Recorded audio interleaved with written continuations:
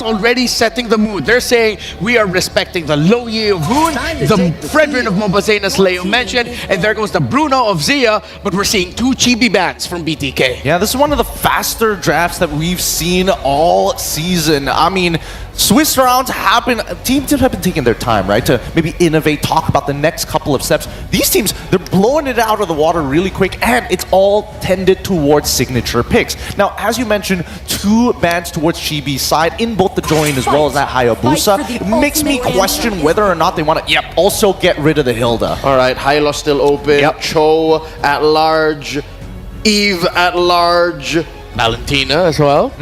Dear God, what has happened? Because of the targeting of BTK onto the jungle possible picks, all of these are open. Do we see Blue Yo? Does Chibi do that? I don't think it's too strong of an opening right now with so many picks still available. I think the Cho is probably the most stable one for Vamos. All right, On the other hand, I think it's a good gambit. You're forcing Mobazane to pick something else. There's a lot of questions up in the air right now. You're right there with the two assassin bans. It opened up a huge field of picks as it is Blue Yo for Vamos. BTK can steal away the Cho here. They don't need to rush for their alpha, if that's what they're thinking of. And there's the Jushin falling to the hands of Hoon. My God, not even 5 seconds after the pick, BTK are indeed locked in. They know exactly what they want to do against Vamos, and I expect nothing less from this team. Now, Vamos, on the other hand, previously in their matchup yesterday, a lot of, especially with high damage side laners, right? There's a lot to come down to how do you open up the map, and more importantly, where does your jungler start? Because you want to rotate to a lane where you can actually enable the gank. A lot of macro feints were played yesterday, and that's something that BTK want to deny. Have those concussive blasts, make sure you can open the map safely with this Cho, and more importantly, hold it as that flex pick. What are they going to put in the center of the map here for Vamos? Warlord lived up to his name yesterday as a Valentina. Are they going to lock that in? Nope, it's Sicilian for the mid, and they go for Glue in the EXP. The Sicilian is a little bit of a signal if they're going for a little bit of a later power spike, while Glue somewhat can be the bridge to that. If ever things don't go that well in the early, you have the EXP later to hold your early well to minimize the damage, and that's expected alpha for BTK. It is a safe pick, but just the same, you're not threatening Warlord onto Sicilian. Nothing in BTK's lineup says so far we can reach the late game hero in Sicilian, but there's still a couple more picks left in the second phase. They could just make this go all the more faster, so Vamos don't even get there. There's a fun fact on your screens right now. Before every match, Chibi tunes into Rosie's song to get in the zone, Apata. You guys actually like that song? I do. I love it. I don't know. The first time I heard it, I thought it's just AI collaborations to make sure they put all the best hits, the best hooks, the best rhymes all into one song, and then I realized, wait, somebody put that together themselves. Yeah, it's just Bruno Mars. It's Bruno Mars. I should known. Contrary to popular belief, and just a quick palate cleanser from the draft, very intense, very quick. I think it's a great song. I think it's a well-written song. Come on, and I think just the way we listen to it over and over again might run it out. Right now, as we look at the draft and we reminisce about how great a song Apata is, I'm trying to determine who's dancing to whose tune right now in the draft. Is it Vamos dictating it secretly? Is BTK, with how fast they're picking, actually the ones dictating it? I think Vamos has a song of their own. The fact that they went Glue Sicilian was a clear tell. It's because they don't care what BTK were doing. If BTK picked something that goes way into the back, that could have been something else besides the Hayabusa, the Alpha. If somehow Mobazane picked up a Ling to find the Sicilian, sure, whatever. But I think Vamos are slightly going back to their day 1 and day 2 Swiss form.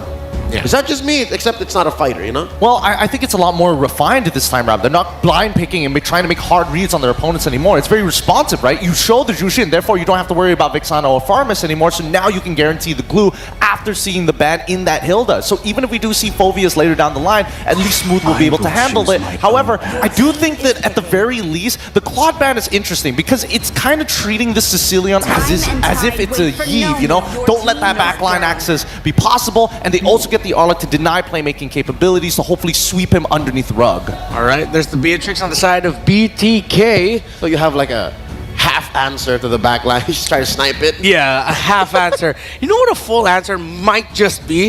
If that's a projectile shooting gold laner for Vamos, run back an old Shark favorite. Put the Lolita. Joe in the EXP and get the Lolita for Shark. It's a pick that has fallen out of favor greatly, and that might mean the center of the map might be a little bit difficult to control control for BTK.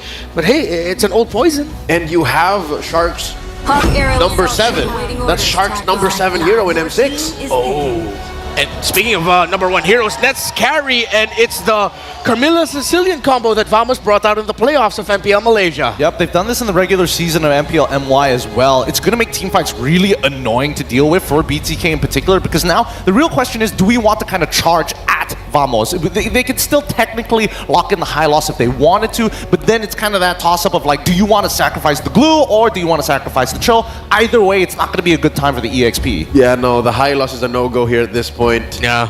The carry was ran into the high loss yesterday repeatedly by Nets, so you don't want to do that. I don't know, I'm on 50-50 on the Lolita. Nice read though, I think.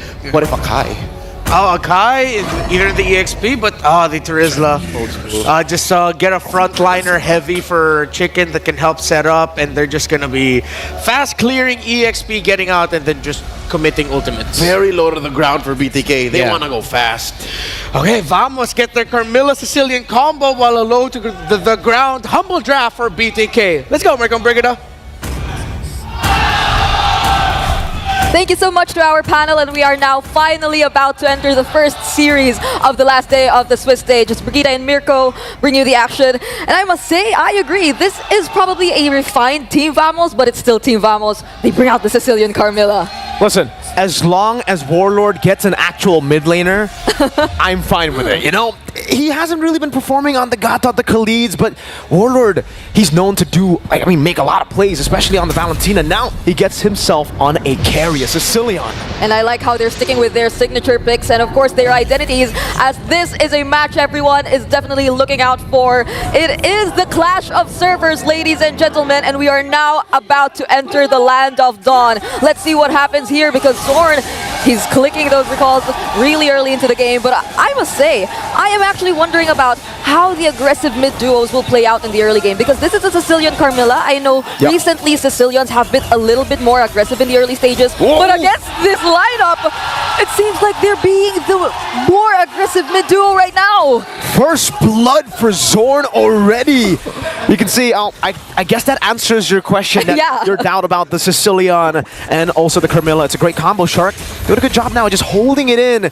And all right, he'll still be able to get Hoon those minions. Yes, and everyone, don't forget to check out the M6 pass available from the 18th of November up to the 29th of December. Complete all the active tasks during the event to reach level 75 for free. You get all the amazing rewards, including the battle emotes, the avatar borders, the special skins, and of course Claude's M6 exclusive skin and their prime skin. You'll also get a chance to get the figurine you see in the panel desk later on. When we head back, you can check it for yourselves, but for now we'll be heading back into this game as well, because after that kill onto Hoon, this might just be a game where they have to be extra careful this time, especially as Chibi. It seems like he's on the hunt already for another kill. Definitely. It's already very, very aggressive start for Vamos here. The fact that they have the Sicilian and Carmilla, we know the interaction that you have now, an additional skill to utilize. But what I do want to talk about a little bit more is the fact that BTK have gone and opted to, have gone for the Terizla. Yeah. This Terizla has actually been the counter for the longest time towards the glue in the matchup, right, in the 1v1. And that's why you see the Festival of Blood here for Mr. Chicken. He wants to stay in the fights a lot more, and he knows he's going to be able to outdamage the glue. And it seems like we're about to see it for the first time. How are they going to play around all the AoEs that are possibly going to be present in the upcoming team fights? Because they're just holding on to the turtle, and we've seen Smooth perform on the glue as well yesterday. He performed so well, just keeping on interrupting all of the members, but it seems like White Chicken goes in first, but how will they respond? Wait, the Dragon, locking GB down. Ooh, great Lantern Flare. MOBA still on the Smooth, Retribution not ready just yet. He goes for the Spirit of Alpha instead of the fight here, and it goes to Zorn, securing the turtle. Gets knocked up, Curse of Blood knocking Hoon up. Now Smooth has done what he can. It will be a trade, a kill for BTK, for Vamos, who gets the turtle. Zorn has gotten first blood, and he also secures the turtle for Team Vamos. What is up with Zorn for this game? It seems like he's really confident in everything that he does. But now Shark definitely seems to want to go for the attempt. But there's another thing you have to consider if you are Shark in this game. Both Nets and Warlord, your primary targets, they're on Purify. So that might be quite a difficult job for Bloodthirsty Kings as well, especially as they haven't secured the best possible early game for their lineup. It'll definitely be tough for BTK here, because for Vamos, all they need to do is technically go even in the early game, right? As long as they're not too far behind, I would say, 3,000 gold behind is still actually okay for Vamos with this kind of composition. Because all they need to do is wait for the Sicilian and the carry to get to those item power spikes. Meanwhile, for BTK, like you said, it does rely on them getting the mid game a bit more compared to Vamos, or way more compared to Vamos. So the fact that Vamos secured Turtle 1 means it's a big win, actually, for Vamos. Yep, they don't get to entirely interrupt like MOBA Zane and farming all the attention. We're literally seeing it here in the mid lane. It's more on Shark and Hoon versus Zorn and Warlord, and it seems like for I don't know how many times now another fight might be brewing here in the mid lane, but White Chicken seems to be able to poke Zorn so well now. He might be the first to fall, but look at the passive from Warlord. Just calls him back. Whoa! Zorn go back in. No more Crimson Beacon. MOBA Zane goes over to Spirit of Alpha to the back. Chibi goes for the Soul Sever. Hoon. Rave Smite. That's away the Dragon from Shark to lock him down. Chibi will be taken out by White Chicken. No, it's Shark who gets it, but it's Rage. Zorn fallen. MOBA Zane still dealing with the glue. Now pops the split. Smooth gets away, but it's great for BTK as they set up for the second turtle. Talk about timings here. Just when we thought Team Vamos already got out of all the possible threats that could be brought by BTK, BTK decides that no, they're not stopping that fight. They're just proceeding with it and caught Team Vamos off guard, especially as both Zia and White Chicken, they were there, they were ready. Even Zorn, I feel, just wasn't really able to expect all of that pressure, and he couldn't just go back in and use the Curse of Blood, knowing that he's so low on HP. But Shark, though, might find himself alone here and will be taken out. Oh. But there's the flicker, and he will survive. Good flicker out, respecting the damage from Team Vamos. Though that was a bit greedy from Shark, trying to go for the purple buff steal, though it all actually almost worked out. Yeah. Chibi, 0-2 currently, actually. Yeah. Chicken will be poked quite a bit, has to use the DPZ, that's the defensive penalty zone, to escape. So Vamos are still scaling up quite well. Again, for BTK, they need much bigger of a lead here to deal with Vamos' mid-game power spike. Yeah, I think the Apatu that Chibi listened to earlier isn't really working just yet, but then we find MOBA Zane in a very tight spot. Team Vamos just take him out, but I think there's a trade up top. Okay, Net still has a Purify. Zia will get some free hits onto the turret. Shark walks up earlier. Net's able to just dash away, and that is a kill for a turret tier 1, but then Vamos continues it with another turret down below. So again, becomes a great trade for Vamos. 2 for 1. Chibi shoving the wave as well, forcing Chicken to catch that wave. And both teams now are just playing it super safe, waiting for the next neutral objective before maybe it becomes that fight that they want to look for. I also do think that BTK, they just want to focus on the map right now, because as we all know, probably the True and the Jushin, in terms of early burst or follow-up for all those Way of the Dragons, might not be the best combo, especially if you're behind. So they're probably waiting for Zia to take part in all of the team fights for them to be more effective, more efficient. And as we all know, the AoE that's present in BTK as well. Just one beautiful penalty zone followed up with either the Bennett's Rage or the Nibiru's Passion. I think that could set things up a lot for Team Vamos. But you could say the same for them. They have the Curse of Blood. They have all those Bat's Impact, Bat's Feast from Warlord. So equally the same. Whoever sets it up first and better for either of these two teams, they'll definitely gain the upper hand, especially as there might just be another potential team fight here in the Turtle Pit. Mid prio for the Bloodthirsty Kings. That's a conceal. Smooth will be targeted down with the split 2. That's Bennett's Rage. Smooth taken out. Penalty zone from White Chicken. Locking new members down. Forcing Nets to use a Purify. Zia goes in. Chibi wins it out. Zia will be able to get a double kill now. That's G Kundo onto 2. BTK collapse on Vamos. Chibi's taken down, but he will be able to survive. BTK with a winning team fight. But again, it was Chibi who got the turtle. Yeah, and that was a very aggressive play from Zia, flickering in just to chase after Nets. They got the upper hand either way, but there was still a trade that went into the hands of Team Vamos. And speaking of trades, Chibi, knowing all that they've lost, will just try to shove the top lane a little bit, but clearly BTK, they're taking control of the mid game right now against Team Vamos. So you would think that they'd probably rely on scaling a little bit more, but really, we were expecting a much more aggressive version of Team Vamos earlier. I mean, this is still the Suyo. This is still the glue of Smooth. So now that they're being unsuccessful in terms of all those interruptions, This is a surprising turnaround for BTK. I would say this is the strength and also the problem for Vamos, right? They are really good at stalling out the team fights, utilizing the bad impact to just deal consecutive damage. BTK are much better in an all-in type of fight. So if BTK get a burst down on the front line, Vamos are technically almost just forced out completely out of the fight. Yep. So for Vamos, they gotta make sure that Smooth gets the backup necessary. If Shark goes for the kick, they need to cancel that kick quick. Yep, but the difference maker as well is White Chicken and his timings of the penalty zone. That's true. It wasn't like they didn't attempt to do just that. It was more of like White Chicken, he also went in with the penalty zone, tried to separate the other members of Team Vamos, therefore rendering all of these possibilities impossible for them. But speaking of possibilities, there's the Curse of Blood, but it doesn't hit much from like BTK, and MOBA they seems to be the first to fall. That's a full lockdown. It's going to be a 1-for-0 trade right now. Hoon goes back to the mid lane. MOBA Zane is down. Vamos, they've been able to get some big pickoffs there with the chain CC, and again it happens through the Curse of Blood of Zorn. But it's not just the Curse of Blood, man, it's that Petrify as well.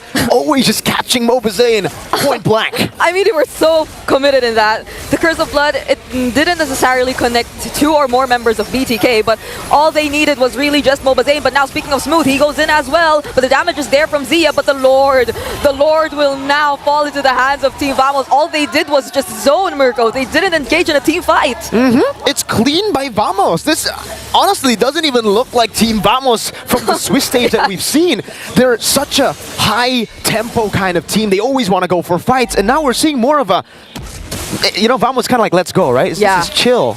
I don't know if that works, but they're just playing it so chill. After getting a win, it's just pure discipline. They play back for the Lord, and again, there's no real reason for them to fight with this composition. Just constantly dishing out damage, but it's a Melfic gun already. Oh, man, that poke. Hoon already chunked in the mid lane. The Curse of Blood. Ooh, MOBA Zane forced to use the Spear of Alpha defensively. White Chicken goes in, isolated himself, and Nets just disintegrates him on this carry. They still get to take down the mid lane turret, and they still have the Lord as well. So they're definitely looking to take out more turrets from BTK, especially with the White Chicken down right now. So there are lesser chances of them going for the counter engage. But speaking of, Shark, he might just not commit the way of the dragon. So now they gain access to the mid lane turret, but there's the Lord here as well in the bottom lane. So at least they know that there are still possible setups from BTK, but let's see how this goes, because it seems like their focus will just be solely on the Lord. They'll still be able to clear the Lord. It is Lord 1, but Vamos, to remind you guys back at home again, we've been saying this countless times, I'm starting to sound like a broken radio, but the fact that Vamos are not behind in the mid game with a Sicilian and carry, this is great for them. The Curse of Blood almost connecting to Zia, but it's Rage not hitting any of the members. Vamos are happy with these trades. Even if they don't have a goal lead, they're still happy at this moment. BTK, all they really have to rely on at this point is the amount of wave clear that they have, because Team Vamos, they're just constantly putting out the pressure towards BTK. I wouldn't think that BTK, knowing that they have a lot of housekeeping to do, would be confident enough to look for an engage towards Team Vamos, especially considering all the available resources. Like we've seen earlier, Zorn, he moves fast on his own, but he can also get the passive, take advantage of the passive to survive. But speaking of the Menace Rage! Whoa, that was a lot of damage. Sky Piercer for Hoon too. You can see that execute. And I guess for Bloodthirsty Kings, you were talking about the damage, the wave clear they have, but also, I guess, the pick-off, right? That's something that BTK can still bank on in a lot of these team fights. It's just, when you pick off, you can only really pick off the front line. Yeah. Nets and Warlord, I don't think they can actually get to them without getting the frontliners. So, again, Vamos are chill with it. They lose smooth. It's still a smooth game plan. Yeah, I mean, it's surprising to think that that's still smooth. I mean, it's one of the tankier heroes here for Team Vamos. But this just goes to show that BTK, they've already gotten enough items, possibly for Zia as well. They just need to be extra careful in terms of where they are going to position themselves, because Zorn, he can really just catch them off guard anytime he wants. Cast the Curse of Blood, even just to make them move away or actually split up. And this is the important part. I know this is just the enhanced Lord that we're talking about, but it is very likely that either of these two teams who get their hands on this Lord will get their hands on the base turrets as well. And now it seems like Team Vamos, they're the ones a little bit more confident in terms of moving up and scouting the members of BTK. But Smooth, he has to be mindful of all these pokes as well. Oh, look at Chibi. Dealing a bit of damage. Chibi? Oh, all the way alone, but it's Rage. Chibi is down. Isolated all the way. Now penalty zone from White Chicken. MOBA Zayn will not decide to go with the Spear of Alpha. It is a Purified down for Warlord. Zayn gets caught in a Sanguine Closet. Almost gets deleted by Nets. And you can see the damage output that is ready for Vamos. BTK with a 1-member lead. I mean, that could have been the difference maker, right? They could have just went straight after the Lord, but now that BTK, they're aware of the damage in the hands of Warlord, they still go for the Lord either way, but for Vamos, they have to be careful this time. Sword might be the next to fall. He gets to flicker, or he gets to use the passive to get away. But still, Team Vamos, it seems like they wanted to go for the attempt. They definitely needed to, right? Again, they have the range to actually deal with BTK. It's just they just don't have any ways to retry it. Chibi should play it way safer. This is within their power spike. There was no reason for him to be flanking like that, especially considering he targeted Shark. You're not killing Shark. That's a Cho roam.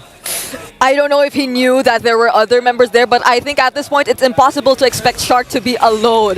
There will always be someone out there waiting for the setups, ready to provide the follow-ups, and now it's Team Vamos on the defensive side. BTK, they'll definitely take advantage of this. Shark might just be looking for a target. There's still the Curse of Blood. They can use that if they want to defend, but they have to be mindful because the poke coming in from BTK, it's no joke at this point. At least they have Warlord. But then right now, BTK, they can definitely gain a lot more access to Team Vamos now that they're in this position, but look at the damage! Oh, that was a mistake from Zayn, the Spear of Alpha to his demise! And Team Vamos are able to defend BTK. They'll have to move back. Both the junglers making crucial mistakes. I don't know what's happening anymore. I mean, that Spear of Alpha might have been a misclick, or it maybe should have been towards the other members of BTK, right? There was no way they still wanted to go for the engage at that point because the other members of Team Vamos, they were already chasing after them. Now, they gradually move out of their base and attempt to regain control of the map. And this is another thing we definitely have to look at. I mean, both of these teams, I would say they really would specialize in team fights when it comes to their overall compositions. It's just a matter of who will be able to disrupt the positionings a lot more. All of those team plays that may happen. And speaking of team plays, Food will fall! Oh, you can hear Malaysia here in the M6 arena. They are going wild. MOBA Zayn going to be stunned up. The Bat Impact as well. 2 members of the Bloodthirsty Kings have been taken down, and Vamos have been able to neutralize the lead of turrets. The base turret in the far lane that BTK had to play with. Now it is gone, and it might be the end for BTK in game 1. Zia trying to go for the defense. Vamos have a wave in the mid lane. MOBA Zayn trying to go for the cut right now. As Zia gets chunked low by the arrow. The Bandit's Rage comes down. Zorn will go in very deep. Zayn taken low. White Chicken, they need to go and cycle it through. That's going to be the penalty zone onto all of them. But again, it's Nets who is targeting the turret, the base down. Game 1 for Vamos. Team fighting was all that mattered for Team Vamos. And they just had to wait for the perfect opportunity. Such a close fight, but at the very end, it's still Team Vamos who gets the game and secures the match point. Match point for Team Vamos with a home ground advantage. I need to hear our panelists' thoughts on this game. Let's throw it over to our panel. That was dramatic, to say the least. Could have gone a different way, but hell, Vamos, great comeback, fantastic comeback by Team Vamos. I don't know about that one. I felt like this definitely was the dark side of the moon for both of these teams. Like, inconsistency definitely was showing. Vamos having a bit of an awkward like mid-game, even though BTK had that lead. And then that final, out of nowhere, Spear of Alpha into the base. I'm not sure what happened there. Anticlimactic is the word I would use. The siege, the trade for that top lane inhibitor on both sides of the map definitely felt like neither team saw that coming, and it was Vamos who went for the jugular. The opportunistic instinct in the hometown anti-heroes definitely made the difference here. And is it just me, or is it so evident that the mental is so important in this matchup. Yes. Yeah. I mean, that's one of the things that we really hyped up about these two teams. How well they can get into the heads of their whichever opponent you throw their way. Or stay in their own. Or stay in their own heads. That's the thing. I feel like at least when it comes down to their consistency, yes, they can have some of the highest highs and some of the most incredible plays in the world, but their lows look abysmal, especially when you've seen these highs before. Like, as we go into this postgame, the score is 8 to 8, 16 minutes. Tell me Michael Bay ain't happy about this. It felt like it was a game of punishing errors. One team sniffs an error, a little bit of an overstay, a little bit overextended, you're showing the wrong person, then anyone, it's usually Warlord and Sorn and Shark and White Chicken who immediately jumps on it. And it's a miscalculation of damage incoming. And the worst part of this all is the mistakes that Vamos made aren't as capitalized by BTK compared to when BTK slipped up. It was lethal. I'm looking at the last 2 minutes here. I'm looking at, again, MOBA Zane using the Spear of Alpha into the full-on lineup of Vamos. And that one moment up top where Hoon did not see the pop coming from Warlord. Whatever it was, the Sanguine Claws or the impact that took him out of the map, and suddenly BTK were down 2 men. Yeah, I mean, a lot of things could be hard analyzed in terms of these fights, but I think definitely both of these teams need to polish back up here. They need to pull out that brasso to give that a little bit of shine here, because as we saw in this game, BTK, honest to God, had a solid lead over Vamos, and it's very hard to let it go unless you make these kinds of mistakes. And the only way that Vamos had to, in a sense, recover is to make sure they take fights on off-tempo beats so they don't lose major objectives. And as you see in the gold, both Nets and as well as Chibi were trying to hold on so that the gold lead didn't run away too far.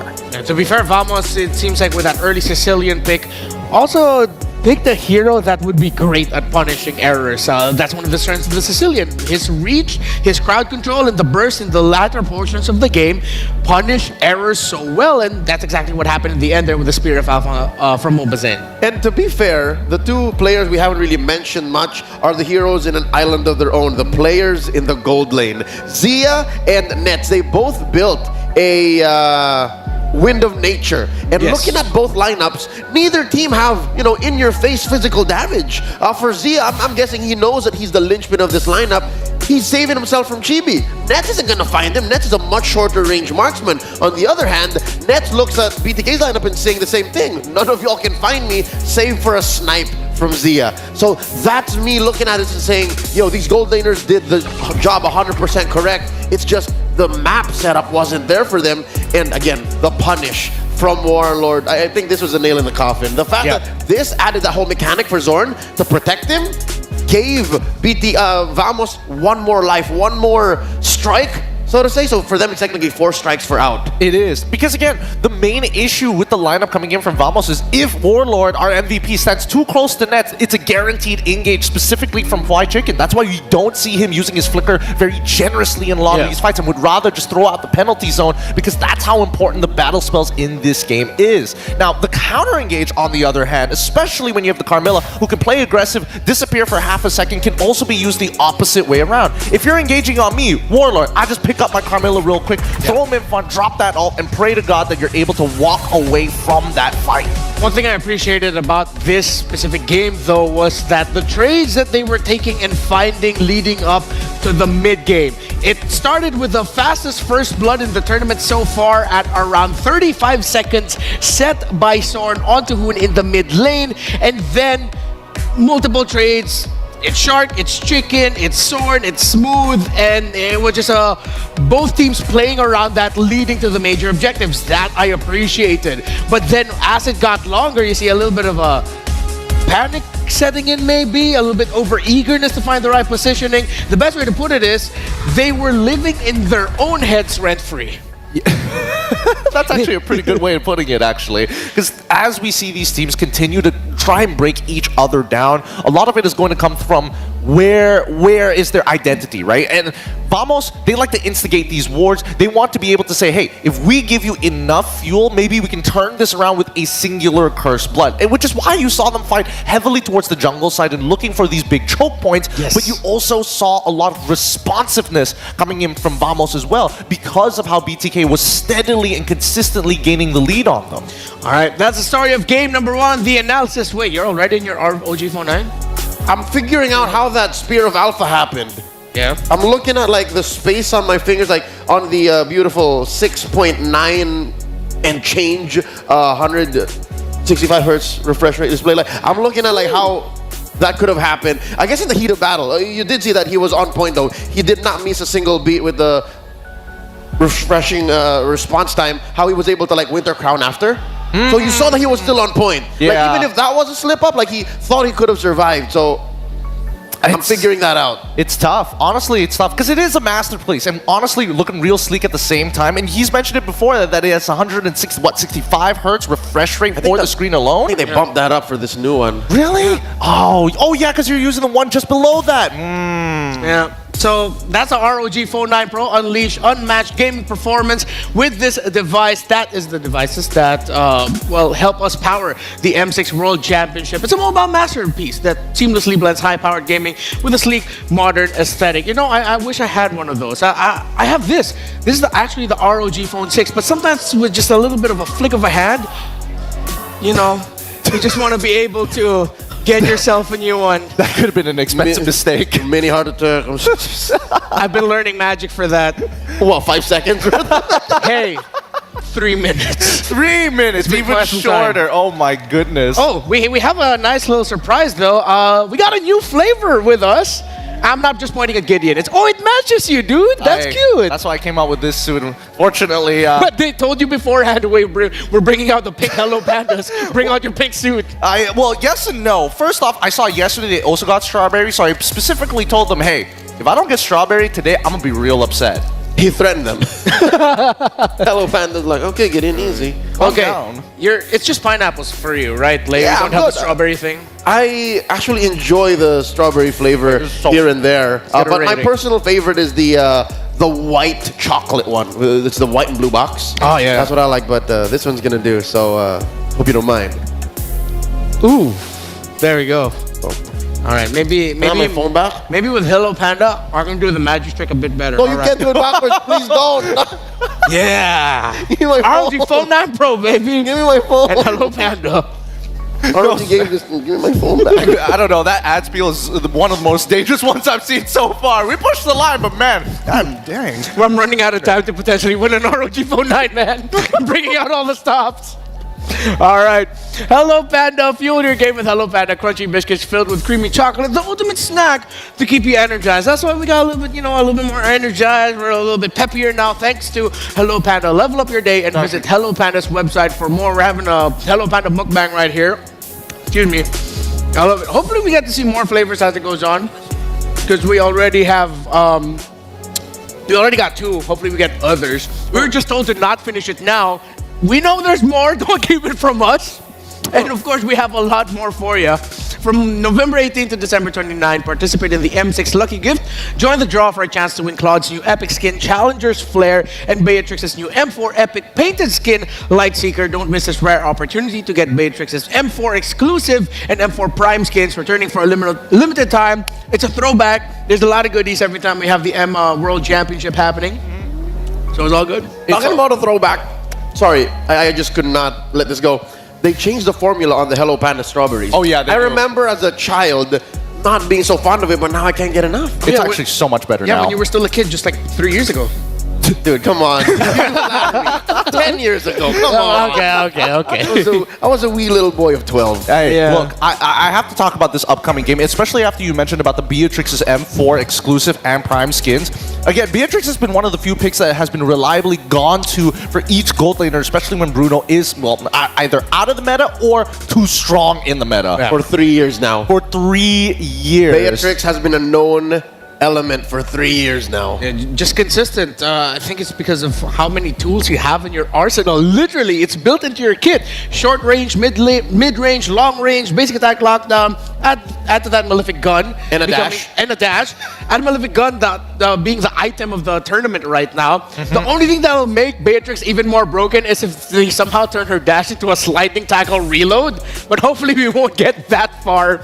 Let's hear now from a key player from BTK, their mid laner, it's Hoon, and we asked him about well, the lessons they learned from Fnatic Onyx Philippines. The biggest takeaway from playing against FNOP was their mentality. This is what we're talking about. Losing the second game couldn't have been easy, yet they managed to bounce back. Let's see if they have learned that lesson from FNOP and bounce back. Well, I think it's a really interesting sentiment here, right? Because they could have talked about anything. It could have been draft, it could have been like the way they play the micromechanics, it could have been how they team fight, but they specifically talked about mentality. And this is something that I've been hearing consistently about NA teams. When they tilt, it's basically game over. It brings on the entire team's momentum, which is interesting because Vamos is in a very similar mentality as well. If things start going badly, how do you recover? And I think for NA teams, this has been a long time coming for them to beat this plateau, to reach this new height.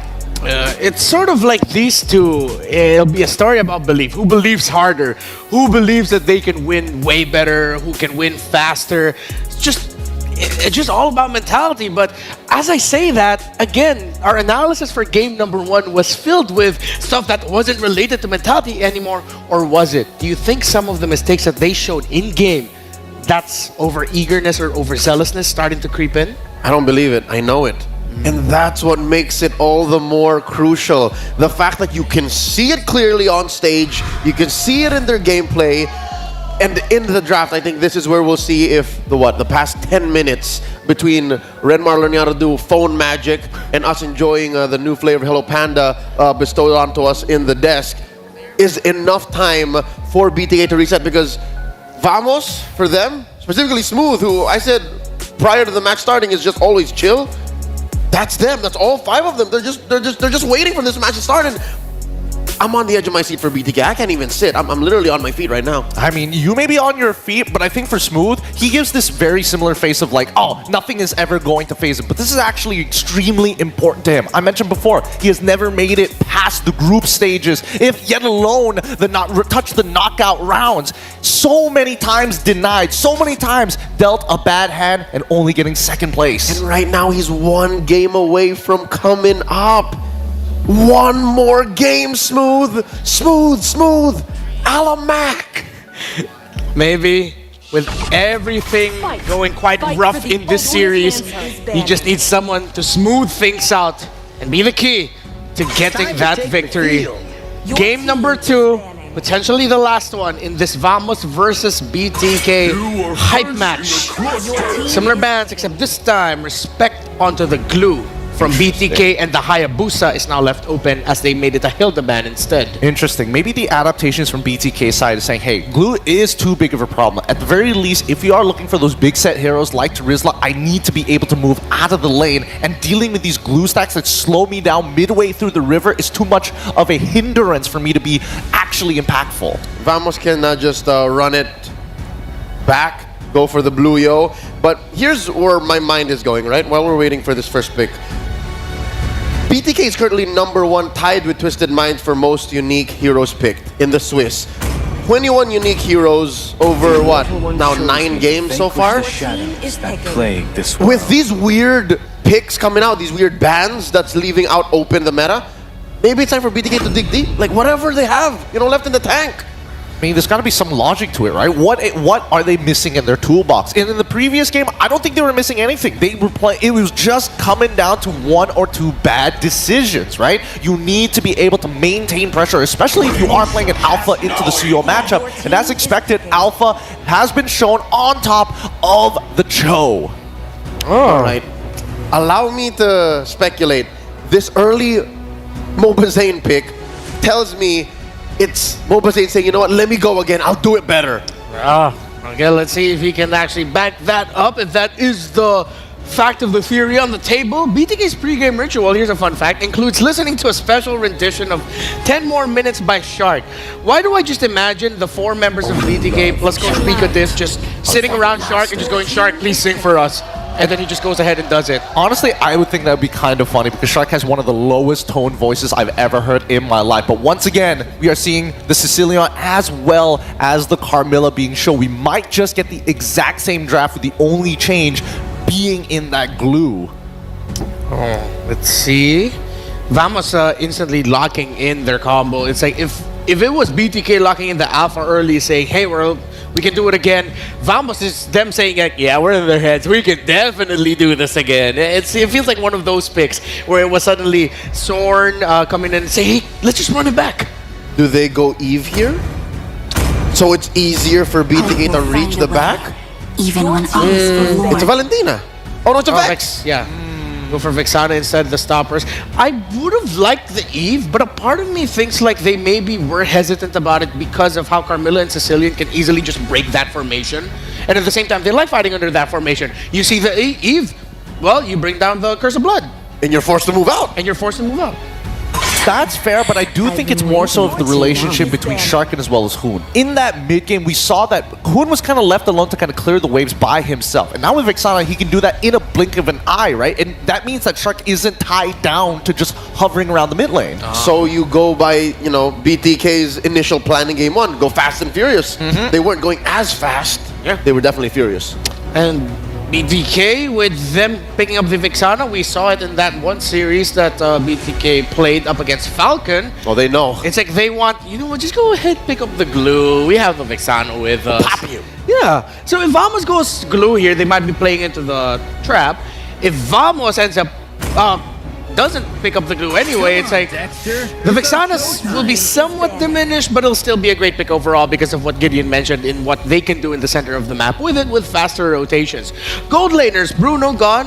The Beatrix Granger is still available for Zia. Excuse me.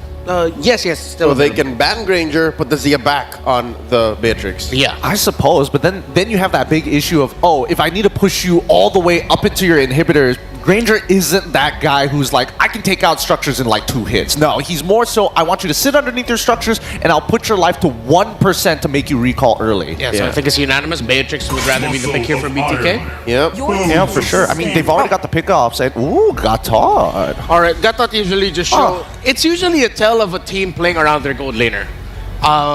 You're probably gonna end up with someone who isn't that mobile, so that's why my head is just constantly leaning towards to what we mentioned before. It's probably a Beatrix, isn't it? And if it's not a Bea, it's a Granger. Bea or Granger, that seems to be the trade. Both teams understand that. Is there room in Vamos for a Hylos so they can easily close the gap? That seems scary to me. A ridiculous combo if you go Hylos Granger for the Vamos closers. If possible, I'd rather they get Khalid instead of the Hylos. The Hylos is a bit too honest in my book. The Khalid. I think if the problem is that they're on red side. They only get one prio pick after the bans are done. They get rid of the Arlet, same exact bans coming up for the side of Vamos. If they go for Beatrix here instead of going for something like the Khalid or even the Hylos or the Gatot, at this point, at the bare minimum, if they do give that over to Vamos' side, they have some form of disengage on top of high ground defense. So, hey, drop the Bennett's Rage and be like, all right, we're out of here. See which trade they end up going for. Lots of options for both. That choke can still end up going to the EXP lane, but if ever they might play for that flex for last and then just pick their gold laner now, Your team they end up picking the Granger instead of the Beatrix. So that was one of the 2 options that we mentioned anyway. At least the adjustment this time is to say, hey, Sicilian, if you are going to go for Purify, once again, that's totally fine with us. We're just going to skill shot you down so you're out of the fight.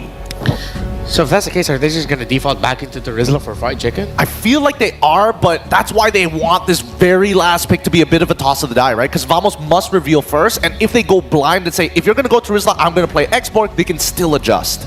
Oh, that X-Borg would be nasty with the Carmilla and Sicilian. So now Vamos can't so easily do that. Yeah.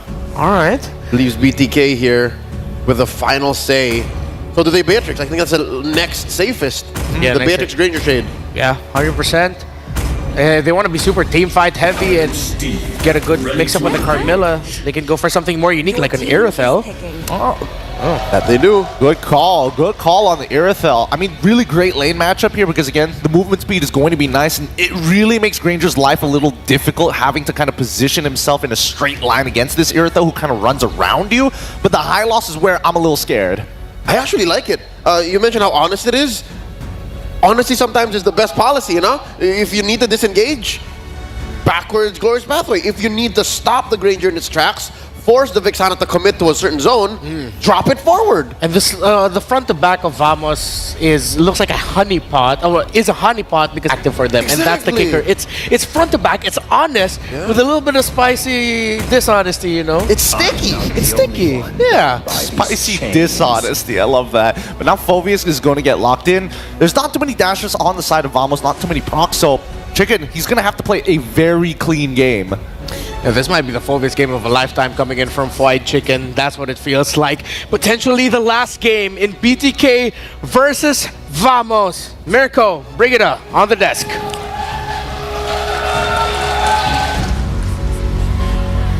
I think we're all waiting for the possibility of a maxed out 3 series game, but I'm not so sure if Vamos will let that happen, since it seems like they're pretty confident with their game 1 lineup and they're showing a very similar pattern heading into game number 2. Hey man, the viewers back at home might want a full best of 3, but the people here in the arena, they want a clean sweep. Vamos 1-0 up on the Bloodthirsty Kings, and BTK, this is proving grounds for them. Can they walk the talk? This is match point for Team Vamos, and they will definitely want to end this with a ticket to the knockout stage. Welcome to game number 2, and we'll finally see what are the adjustments that'll be shown to us by BTK this time around. I like what our panel mentioned about Team Vamos and their lineup being very honest, and for BTK, I think they just really need to approach it differently this time. They should be a little more coordinated in terms of their targets. It will be a struggle to constantly look out and pick off Zorn, considering the passive of Warlord, but I think that's one of the best ways to go around this entire composition of Team Vamos. You have to at least take out the threat of the Curse of Blood so you could operate freely when there's a team fight. Yeah, they also need to just have more pry on the neutral objectives and secure neutral objectives early, right? The biggest problem for BTK in game number 1 was the fact that they weren't able to get a gold lead at the start of the game. That's a Master Assassin, by the way, for the Irithel. Great call from Renmar earlier. And yes, this Irithel is actually a pretty good way to match up against the Granger in lane. You can see Shark walking up. Nets will purify out. But man, that's a lot of damage. Concussive Blast from Shark.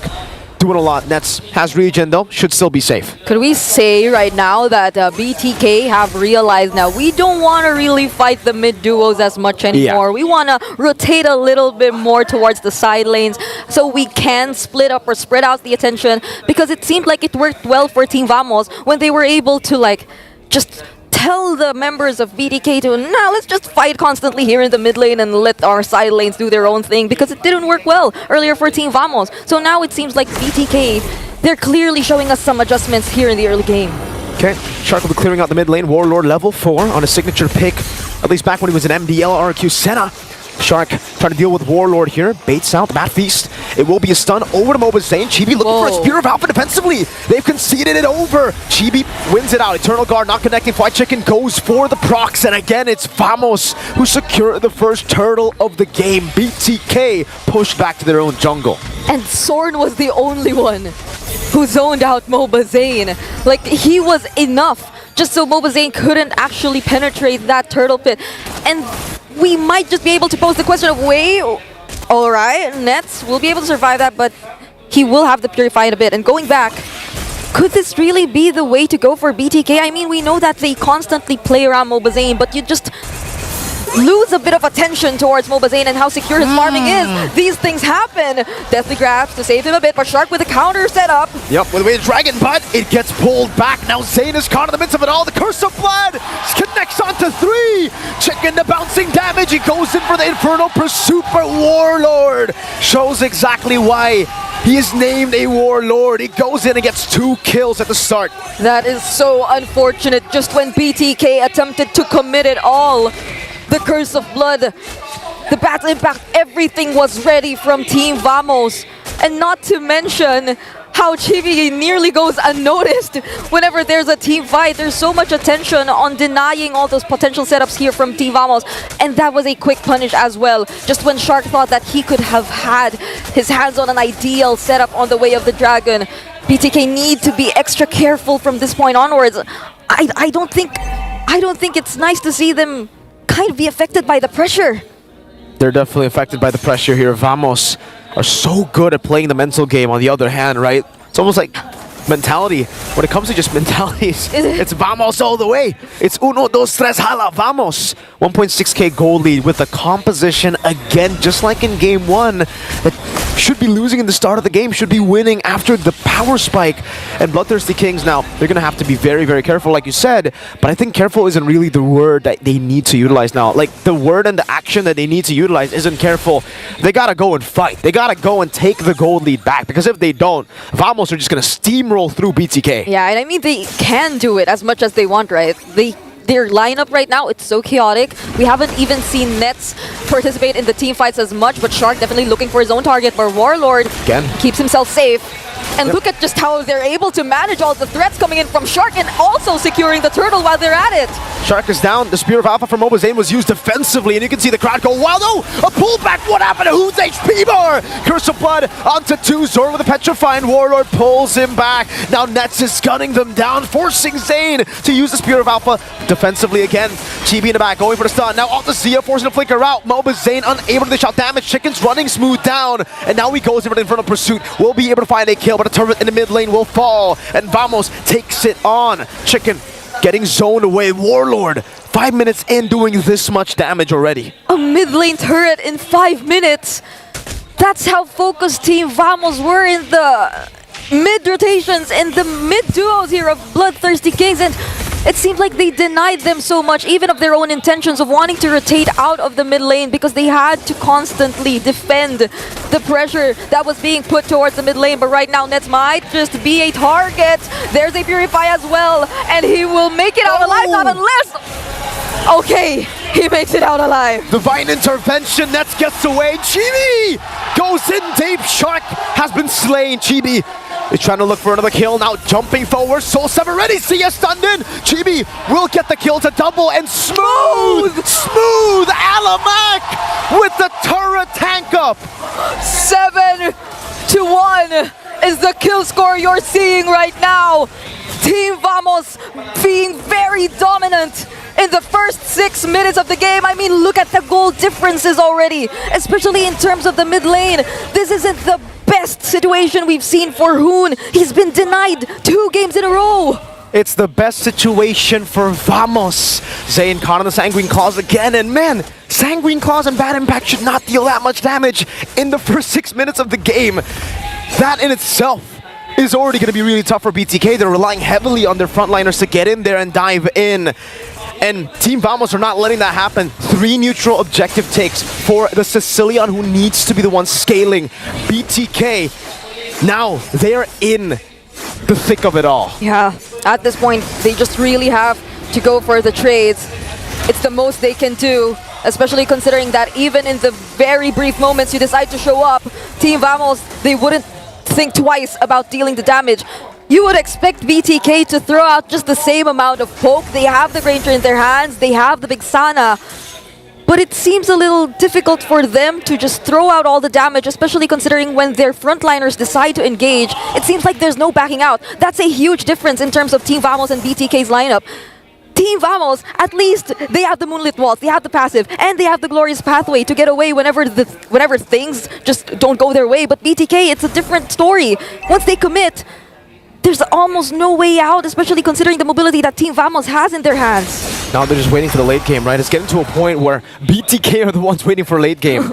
And I don't know, I feel like for Vamos, they're like, sure, we can play for the late game. If you want to play for late, it's all right, man. We're just going to play it slow, farm up again, Warlord stacking up like an absolute beast. So there's no real worry for Vamos at this point. It is all on BTK, the pressure, the game, everything. Warlord gets another there, and I'm really curious to see at 8 minutes how many stacks Mr. Warlord has on the Sicilian. Yeah. Because it's a 5,000 gold lead, and Warlord's doing so much damage. That's another free turret down below. BTK are just constantly forced to give away these neutral objectives, give away even structures. 8 minutes in, down to just the tier 2 in the mid lane and up top. It'll be a trade at least. There you go. Actually, is that impressive? I don't think it's It's not that crazy. It's not that crazy. It's pretty okay. It's like, but I mean, it's all right. It's 8 minutes. We're 8 minutes into the game, but there have been a lot of team fights, I'd say. And another thing is probably I'm also curious as to whether we'll be seeing Warlord and Zorn not together at all in this entire game. But Nets, early pickup on the Malefic gun. So talk about mobility, talk about range. Yeah. Team Vamos, it seems like they're well equipped to face whatever potential team fight we'll be seeing in the next few minutes. And that was just Vamos who are going to control the neutral objective. Again, BTK don't really have an entry point over here. Oh, Warlord is just chunking Fly Chicken down. It's a tier 1 for a Lord. Not a good trade, but the only trade that BTK can get right now. MOBA Sane forced to S. Spear of Alpha. Backwards. Nets gets a turret up top too. BTK are just down to their base turrets in both side lanes now.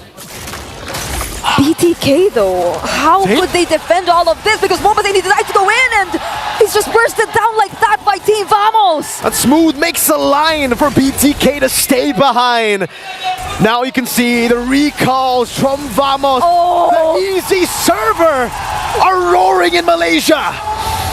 They actually formed the V in Vamos before they spammed all those recalls. And they're just simply waiting for this Lord that they took in their hands. The lane equilibrium isn't that great, so BTK, they might find some ways to deal with this, but I don't know. Just look at the amount of damage Team Vamos is able to throw out, but Nets uses the heavy crossbow to get away, but Shark is punished by Team Vamos way before the Lord even gets to the base of BTK. The Bloodthirsty Kings are down to their last set of turrets. A holy defense stands in the way of Vamos. But what's that to Warlord, who's fully stacked up? Smooth goes in to revitalize as well. Zone in the back line now. That's going to be Smooth taking a lot of hits. The Lord will be able to get into the vicinity of the turret. Zia goes in for some clear. Not the fastest of clear. The turret will be taken down in the mid lane, and the bottom lane should follow next. Nets heavy crossbow to take it down, and Vamos say, we're good, we're happy. Now we will prolong your suffering. And that's a great showing of discipline from Team Vamos, because BTK clearly, they were ready to go. They were ready to look for a target. That was a concealed play used by Shark, who currently is standing on a 0-3, and that is not a great sign, especially if you aren't able to get the necessary trades out of it. So we're looking at an 8k gold lead in favor of Team Vamos, which is all the more reason for them to just hold on to this lead. They don't need to do anything crazy. They just need to play this by the book, because BTK, they're the ones who have to find a way to deal with all this pressure. We've seen them struggle in terms of wave clear earlier, so the second time that Team Vamos gets their hands on an objective. Wait. How do they do it though, right? If there is a possible comeback angle, though it is like, what, very low at this point. Yeah. What do they have to do to make that happen? I don't know. Vamos, they just look too clean, and their composition with a lead like this looks a bit too impossible to make even a mistake happen, you know? Yeah, even if Shark decides to go for a pickoff, like, Zia would probably have enough damage by now, but that doesn't entirely mean that you would get the upper hand in terms of the team fight. You would still waste resources just to take a single pickoff against Team Vamos. And by the time they know that, they have a lot of ways to counter it. They just picking off. Shark hasn't even had his hands on a setup yet, but he immediately gets punished right away! Shark is down, Hoon is down, Chicken caught on the Sanguine Claws. MOBA Sane chased down Chibi! Gets the double! Now it's MOBA Sane who's caught again. Has a Spear of Alpha to walk away. They want to go for the end. Zia dashing backwards. BTK on the brink of elimination. Uno, dos, tres. Vamos, say adios to BTK. The retribution arc continues for the hometown villains, now turned heroes. Vamos indeed for Team Vamos. In the home crowd, the taunt. It is fire. Straight up fire on stage. Walking from one side to the other in front of the man who called them the easy server. Vamos are the ones to eliminate the Bloodthirsty Kings and their phenomenal run in the Swiss stage. The clash of servers took an unexpected turn. It was a one-sided series for Team Vamos. Let's head over to our panel and have them break down that series for all of us.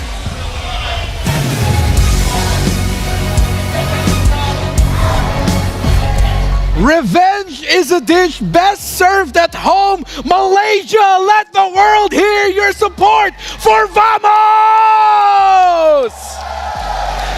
Congratulations to the team that for the longest time has been hunted by NA. And the region hunted by NA. Here they are sweeping BTK.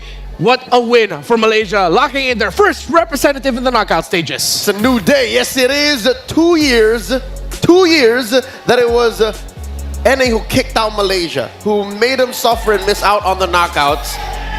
Now here in 2024 in the M6 World Championships, the script is flipped. Did I not say it's time for Smooth to taste the knockouts? It feels good. It feels good on a couple of levels. Yes, revenge is best served at home, but at the same time, at the very least, my heart goes out. Sympathies and empathies towards BTK side. They've worked real hard to get to this point, and honestly, especially when it comes down to an M series, it just stings a little bit more. But as you mentioned, this is a very incredible moment for Team Vamos, especially to one of my favorite EXP laners, Smooth.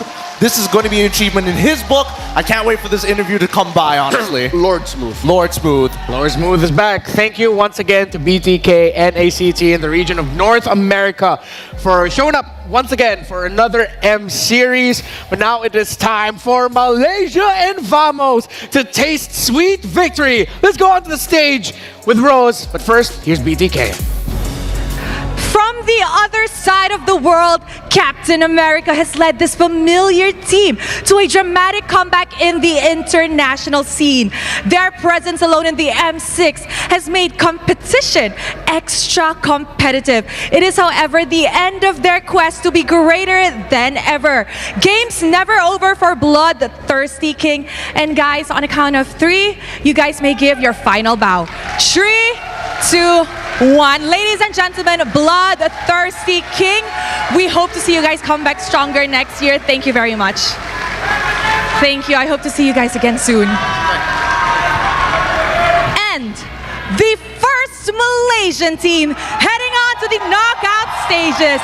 Malaysia, give it up for Team Vamos, Chibi. Hi Chibi, how are you? I'm fine, good. You're fine? Are you nervous? Was today nerve-wracking for you? Ya, nervous jugalah. Nervous, you're also Cakap bahasa Melayu boleh? You can answer in Malay. Okay, so he said he is a little bit nervous. Okay, Chibi, after this win, does it mean, what does it mean for Malaysia server?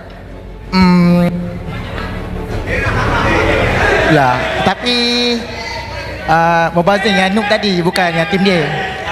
Mobazing yang beban tadi. Kalau Mobazing tak beban, tim dah menang lah.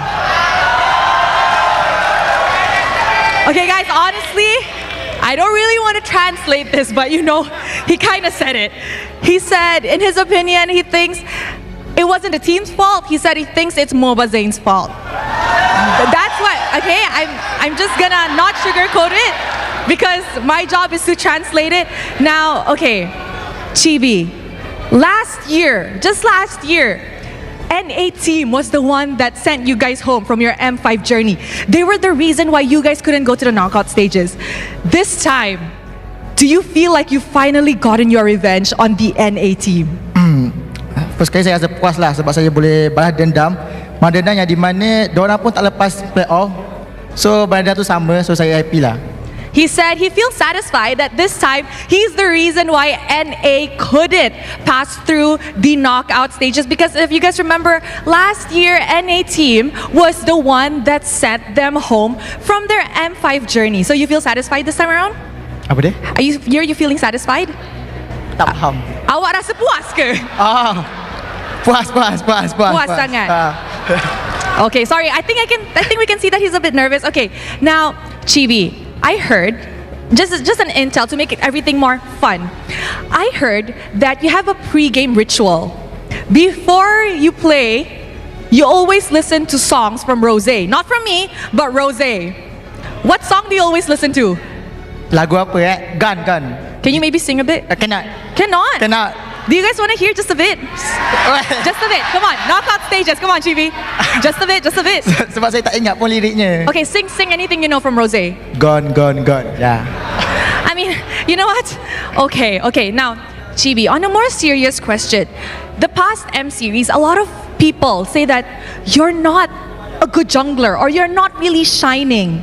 But you guys just qualified for the knockout stages and in an elimination round. what else will Chibi show in the knockout stages? Mungkin saya akan tunjukkan gameplay yang lebih menarik kot daripada Swister ni. So saya minta doa korang untuk kita orang berjaya lah ke Axiata Arena, insyaAllah.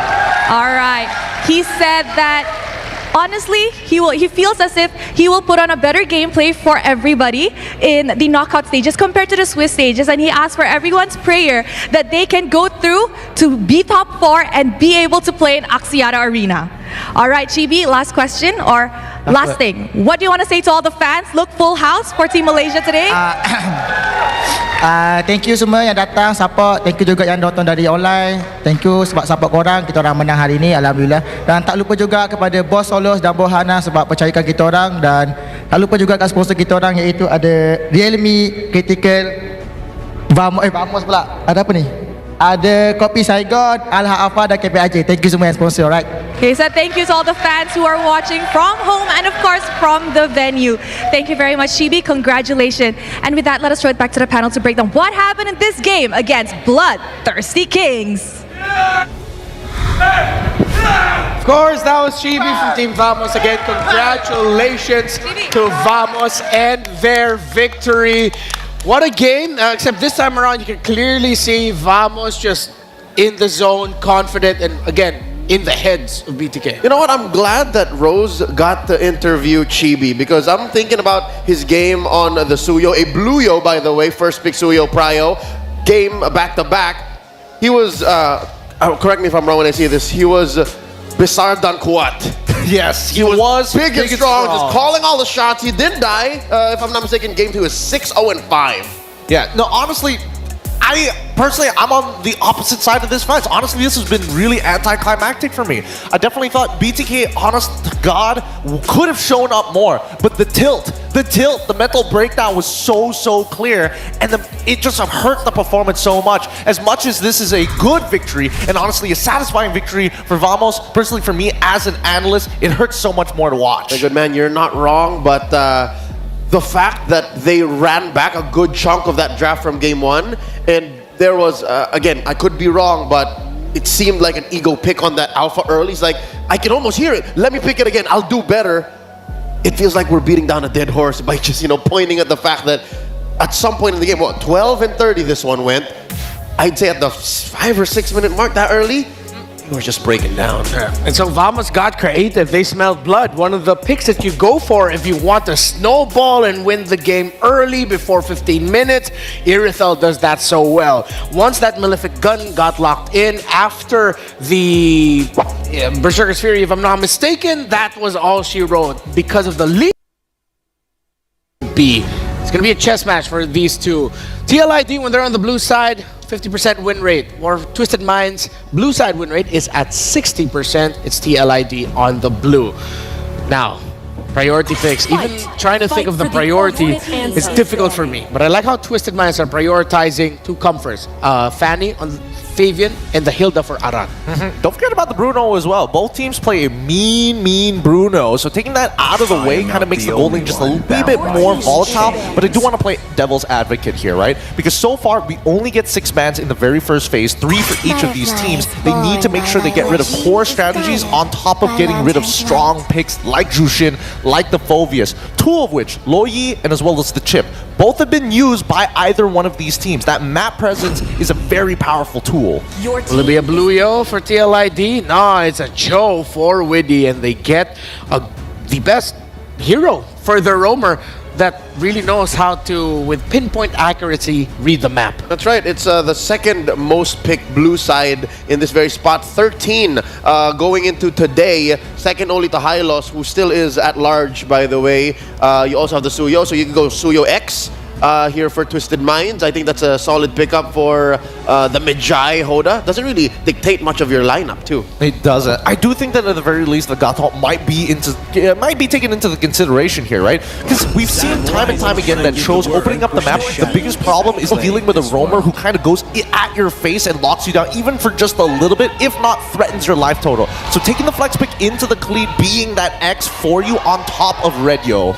Twisted Minds are going to ride the sands with Khalid with... Wait, did you say Red Yo? Yes. He took his shot. Yeah, I gotta try. It's Blue Yo and Red Yo at this point, right? I mean, nobody is letting the Suyo go for free.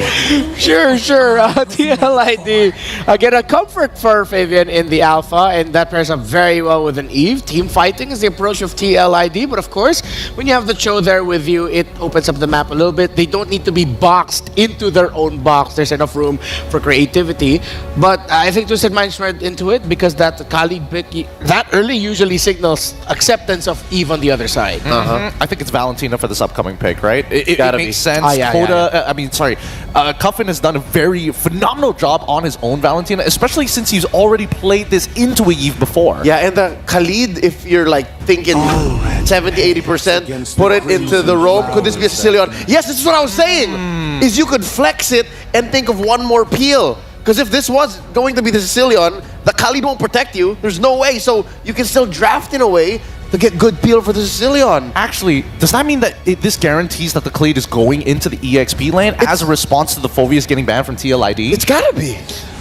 I'm leaning a little bit more towards that too. The roam right here for Twisted Minds. Well, I think they're also going to look at what the matchup might be later, because they can still Gatot into this, and usually the Twisted Minds, they flex that Gatot around really depending on the situation. So if you want to play into that Eve, you pick up the formation breakers, the ones that are easily going to be able to jump onto that Eve. Or the Carmilla, if they somehow end up with it. Oh, they'll pull wild. I mean, we talked about this in the first best of T today. If you pick up the Carmilla and you have an Eve, the Eve is forced to abandon her RWM because of the threat of the Curse of Blood. Yeah, it's a huge threat for an Eve, so let's see if they're gonna lean into that. This time, a fun fact for TLID as they wait for their next ban. Fabian, Aaron, Shiki, and Witty used to push ranks together before starting their professional career, so that is many years, many months, many games worth of chemistry already built up between these two, even before TLID. No wonder they climbed up so fast up the rankings into becoming kings in ID. First, they grind the stars, then they become the stars. Ooh, that's a story for this young cavalry from Indonesia. 1-1 gets taken out by Liquid. They are now looking into respecting the gold lane picks, as Twisted Minds have that advantage as they can go pick their gold laner fourth while taking away picks from Aaron Shiki. I feel like the 1-1 probably wasn't necessary, but it does give an indicator that TLID, St. DeLuca specifically, is saying, hey, we're going to punish your gold laner, like really, really hard. We want to be able to make sure that Witty is able to get on top of you and you can't do anything about it. They're down roll. Yeah, no freebies, no free cleanses. If you want to get away from the wise kick, then you gotta have Purify. What else can they go for? Still a lot of gold laners off the board. For TLID, they can still go for long-range poke, as the Granger is still there. High Loss gets taken out by Twisted Minds, so they want to take away the formation breakers. That's usually a sign that they might have a jumper as another pick so that they'll be able to avoid getting their formation easily broken and chopped up by a High Loss. I'm still leaning towards a Gatot for them. They can go Gatot, Bea. Oh no, but with the Bea might be tough with the Eve available. Yeah, it will be a little tough, but I feel like it's better just to deny it from your opponents right now, because I feel like it works so much better for TLID's composition to round it out compared to Twisted Minds, where at the very least you have combo starters, but at least you're not building an entire team designed around that one big burst. Okay, if Twisted Minds leads into the idea of trying to counter that Eve, they can pick up an Irithel for themselves later. However, TLID, I wouldn't be so mad if they went hardcore magic. They already have true damage in the alpha. Why not pair up that Eve with a Nathan? Oh, that's true, because so far there's no true cores. Yes. Actually, it works both ways, right? Because at the end of the day, it's about scaling and self-peel. And that's something that even Twisted Minds, to a certain degree, need to think about as well. So I think it's a bit of a trade-off, right? Showing the gold lane at this point of time to give TLID the option is interesting. So they're going to go with the Gatot first, as you called it, Renmar. So now they have a disengage mechanic. I'm with it. They need that Nathan. We need to see Nathan Shiki. There's not enough damage on TLID right now. Yeah, and if they go Nathan, if they go lean into that idea, which last pick hero does really good against both Nathan and Eve? The Irithel. Both are pretty decent here. We'll see. We'll see whether TLID is going to take that into account, because first of all, they need to figure out what matchup they need for the EXP lane. Because if they go for something like Terizla, now there is a threat to your backline as well, on top of dealing with Witty the Wise. About this draft, Twisted Minds are surprising me with their decisions in a good way. Yeah, the possibilities, even down to these last picks. Good answers.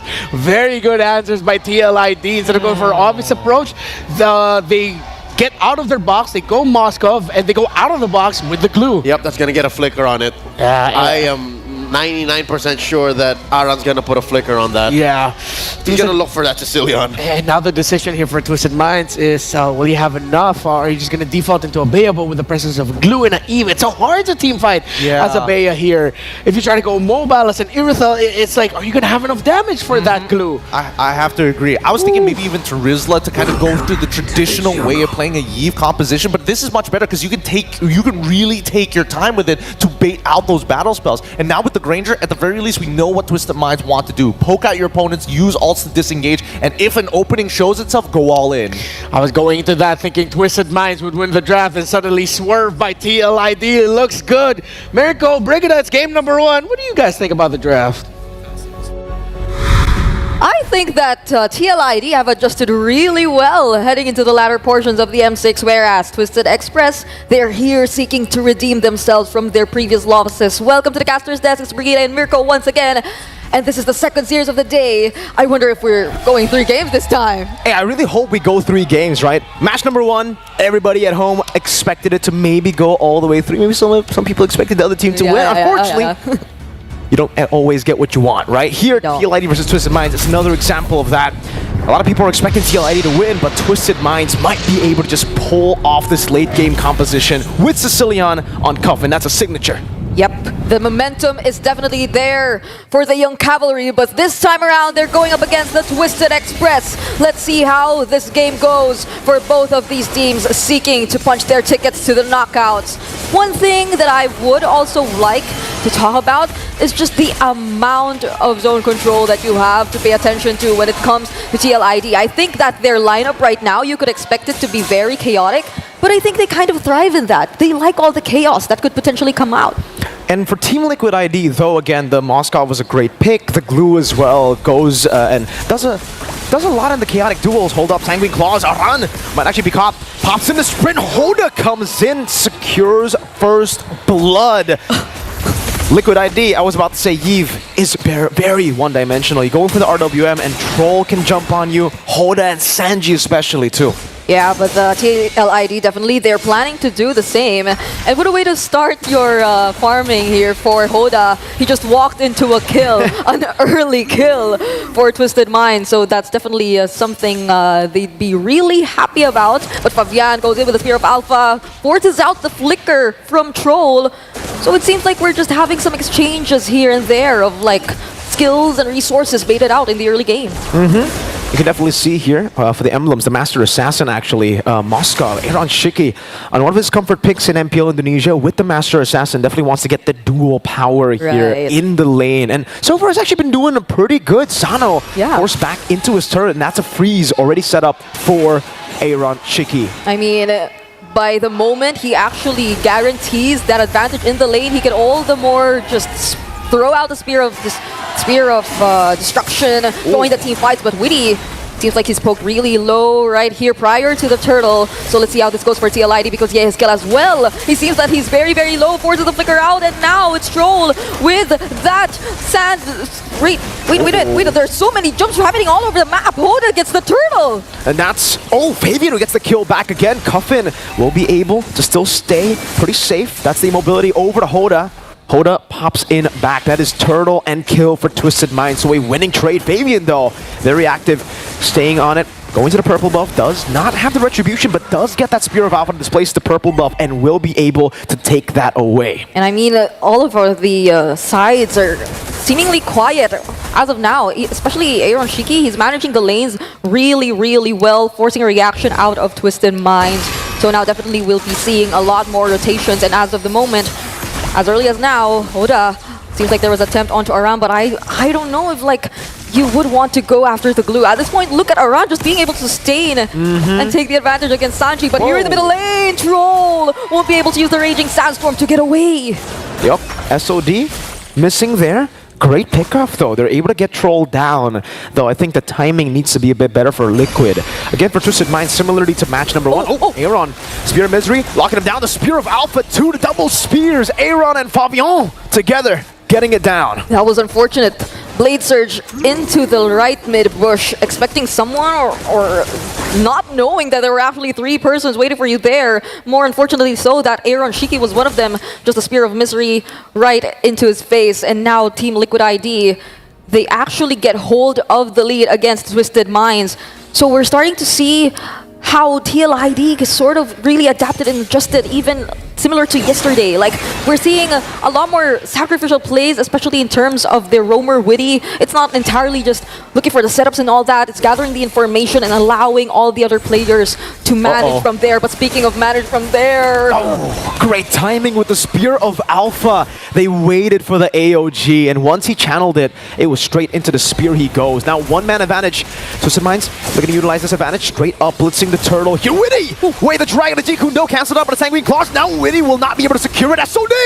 Aaron Shiki dives into the back. That's a second turtle that goes into the hand of Twisted Minds, but they're not stopping right there. They're looking after Cuffin, and they will take him down. But Aaron Shiki dodges the Avatar of the Guardian, and there goes the real-world manipulation. He might just be able to outmaneuver all of these players from Twisted Minds. Aaron Shiki saved by Yehezkiel, and a great blink again from him to escape harm's way. Oh my lord! What happened to Aaron? Earlier in the tournament, a lot of people were already using the Aaron Shaky nickname. Now it seems like Aaron Shaky's back. He actually seemed like he found his footing. He's so comfortable playing whatever gold lane you provide to him, and right now, just look at the amount of assisting that TLID is actually providing him. They're currently acknowledging the power spikes that they have, and this is a really great early game from them, if I must say. Look at the gold differences. It's not that significant just yet in terms of the gold lane, but looking at Fabian and Hoda, that's a completely different conversation. Fabian on the Alpha is actually one of the picks. 5-0. You can just never give out. Oh my, no way. Aaron, great dodge from Hoda. That could have been lethal from downtown all the way from the bottom lane. But yeah, no, Fabian on the Alpha in MPL Indonesia, it's so respected. Everybody, no one actually wants to go up against this. Everybody's quite scared of the Alpha pick, especially when you combine it together with Witty on a Cho or an Alpha. Anyway, just to create an opening for the Alpha itself. It was so scary, teams would actually be scared of the Angela Alpha. Liquid would actually, they were brave enough to do that.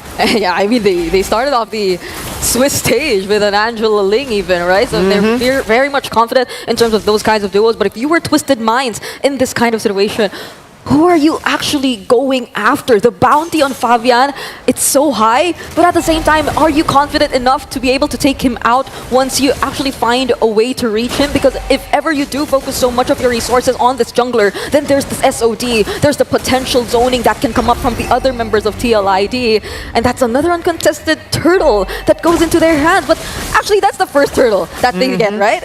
Twisted Minds, they've been securing the first 2 turtles so far.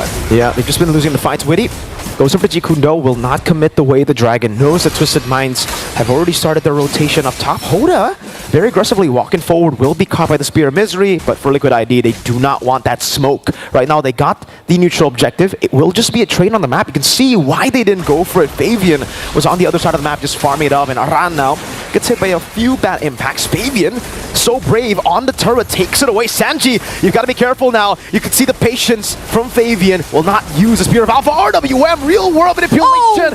SOD, Aaron Shiki, again with a dive. Sanji missing out the taunt. Troll going for it. Aaron Shiki, oh what? Troll, Raging Sandstorm and the flicker. It misses, it's wide, and Aaron capitalizes. Aran, split, bringing it back. Sanji all the way to the slices of Fave under the turret. It's a monster kill. Now it's Hoda. Fabian! No way with the Spear of Alpha! Turns it around! He was able to sustain all that! And for the second time around, Aaron Shiki as well escapes death! He's constantly able to judge and move away from all these threats! And TLID finally gain access to these turrets that they really wanted to take! But Twisted Minds, what is happening? we haven't been seeing them hit all those AoE skills on point just yet up against TLID. It seems like it's a constant miss here and there whenever they try to go for the counter engages. Flavor Fave, what was that? Spear of Alpha turning it around, and like you mentioned, yeah, Troll. I guess overshooting it. Sanji's got to be careful here. If he walks up and he gets kicked back or even CC'd, maybe in a 7-0. He is 7-0. I think we've had a bad taste of Alpha in the Swiss stage, right? Alpha hasn't really been winning games. That you forget how scary a snowballing Alpha looks like. He's going legendary at this point. I'm just waiting for it to pop up, right? If he gets another kill up against Twisted Minds, and this is no joke. They're having a hard time trying to look for the plays, look for the setups. It's always been some sort of a reactive play, a response from Twisted Minds, and even the mere presence of Aran here. He's disrupting so much of Twisted Minds in terms of positioning, and they just keep playing the chaotic plays, but the amount of damage they're starting to be gradually built up here by Twisted Minds, but Aran, you will still go in! Against 4 members, is able to just split out, actually. All right. That was just... He just walked up, man. Walked under the turret. Super confident. Now purple buff stolen as well. Liquid ID still building with the Lord. It's a slow push up top. They're going to go for the siege in the mid lane. Fabian looking for an angle. They will not bite on it just yet. They will just go bot, play it slow, and siege it down properly, disciplinedly. Yep. Yeah, all of the resources are actually still up for both of these teams. Even for Twisted Minds, you have to take into account that 2 heroes rather are on Purify. So if you were TLID, you really want to be careful with whatever engages you are going after next. Cuffin is also there. He's gradually picking up the damage, but Witty on the conceal. Twisted Minds know of these plans, and the plan just seems to be to take out all the outer and inner turrets from Twisted Minds. Holy Defense in the mid lane popped already. They dealt with the Holy Defense up top. Winichi Kudo and the Spear of Alpha, the Purify from Sano, but they're going to be caught in the Stain CC. Troll, Raging Sandstorm. That's a 3-man Sanguine Claw. Hoda going in, but pinned down again by a Ronshiki. How were they able to sustain all that under the turret? Just when we thought that Twisted Minds were able to actually put an on-point skill, but Aaron Shiki uses the flicker as well. He still gets to dodge the avatar of the Guardian, and then stuns too onto the wall with the follow-up real-world manipulation. It is a double kill for Yezkiel. Aaron Shiki, what was that? SOD to 3, the Spear of Misery after dodging everything. Twisted Minds. They're going to try to defend. An arrow again. Flavor Fave in the back. And look at that damage. The cavalry are charging through Twisted Minds. 11 minutes. I don't know if that was the fastest we've seen today, but it seems like it is. The momentum is there for the young cavalry. And they just knew what to do from start to finish. Twisted Minds barely got to move around that map, barely got to do anything to counter what TLID was doing against them. Hey, that's the TLID I remember, at least from MPLID. That's the TLID everyone wants to see. Now let's hear what the panelists have to say about game number 1. Sort of felt like Twisted Minds were trying to out-brawl the champions of the brawl meta. Then they were just straight up outplayed by all of them, mainly the main focal points that we were looking at Yehezkiel and Ronshiki. After the first verse, it seemed like Liquid were already freestyling. Yeah. Even moves as funny as, all right, I'm going to conceal, you go this way, I go that way. For Weedy the Wise, it just seemed like the team trusted each other, trusted the process, and understood that their mechanics and their draft were superior to Twisted Minds if they made the right decision over and over and over again. And as Renmar mentioned, Twisted Minds somehow thought it was a wise idea to brawl against Liquid. That's one of the few mistakes that they made. I mean, there was a bunch of mistakes mechanically, if we're being perfectly honest on a technical level. But as we pull up the item build, I think it's going to make perfect sense to you how much of a lead the TLID was able to generate for themselves. And honestly, they didn't have to work extremely hard. I think one of the key fights happening was on that very first turtle. And from that point onwards, when you see Fabian going into the enemy jungle against the Suyo, he's just doing alpha things. Keep applying the pressure, keep absorbing at this point of time. There is the question whether or not they want to show Phoveus early on, which in terms of EXP kind of feels bad at the same time. Glue is still a very deadly option. It would be safer to go Glue, but the only time you want to show Glue is when you do see the mid laner. Yeah. At the same time, though, Twisted Minds, if I recall correctly, in their drafts, they do often ban Phoveus a good amount. So maybe because that might be a pick that they really don't want to go up against you. Now it's a switch in the signals. If Twisted Minds now are willing to give the Phoveus, that should mean they're prepared for it, right? I think they should be prepared for it. I say I think because there's many different ways that they can kind of like avoid it. It would be interesting to see Twisted Minds try to go for a Glue at this point, but I think it's a little bit backwards, right? You already have the Choke. You need to kind of figure out ways to kind of supplement it. Having the Joy and Aurora, very good solutions to that. Okay. It's been a hot minute. We haven't seen Aurora in a while. An interesting priority. And the answer by Liquid. Ooh, the Louis. I smell another Liquid Stampede incoming. Yeah, this might not be fun for Twisted with the Join the Jungle. Whatever their roam or EXP will be, although that looks like that will be Cho leaning into the roam, their EXP might actually take the brunt of the punishment. Your team is banned. Yeah, I don't know. Do they have any necessary way? How does Twisted Minds need to play with just their first three? I guess they could pull attention. I guess they can pull attention to themselves and then look to counter-react, but then you're already banning out things like the Tigreal. You know that there's a good opportunity for TLID to look for their own counter-engagement, because technically when you do have the diversion, you don't have to send the whole team. Just sending one person is enough sometimes. Yeah, I think the Khalid and the Gatot are going to be high prio picks, unless they get banned. Both teams could use them. Twisted Minds got to be careful they don't end up going up against a strong invade comp to the point where the Joy might not even be able to. The worst case scenario that you're avoiding is level 3 Joy, level 5 Fabian already. You know who I think Twisted Minds should ban? Who? Bellarique. Bellarique is so good against Joy and Cho. Ah, yeah?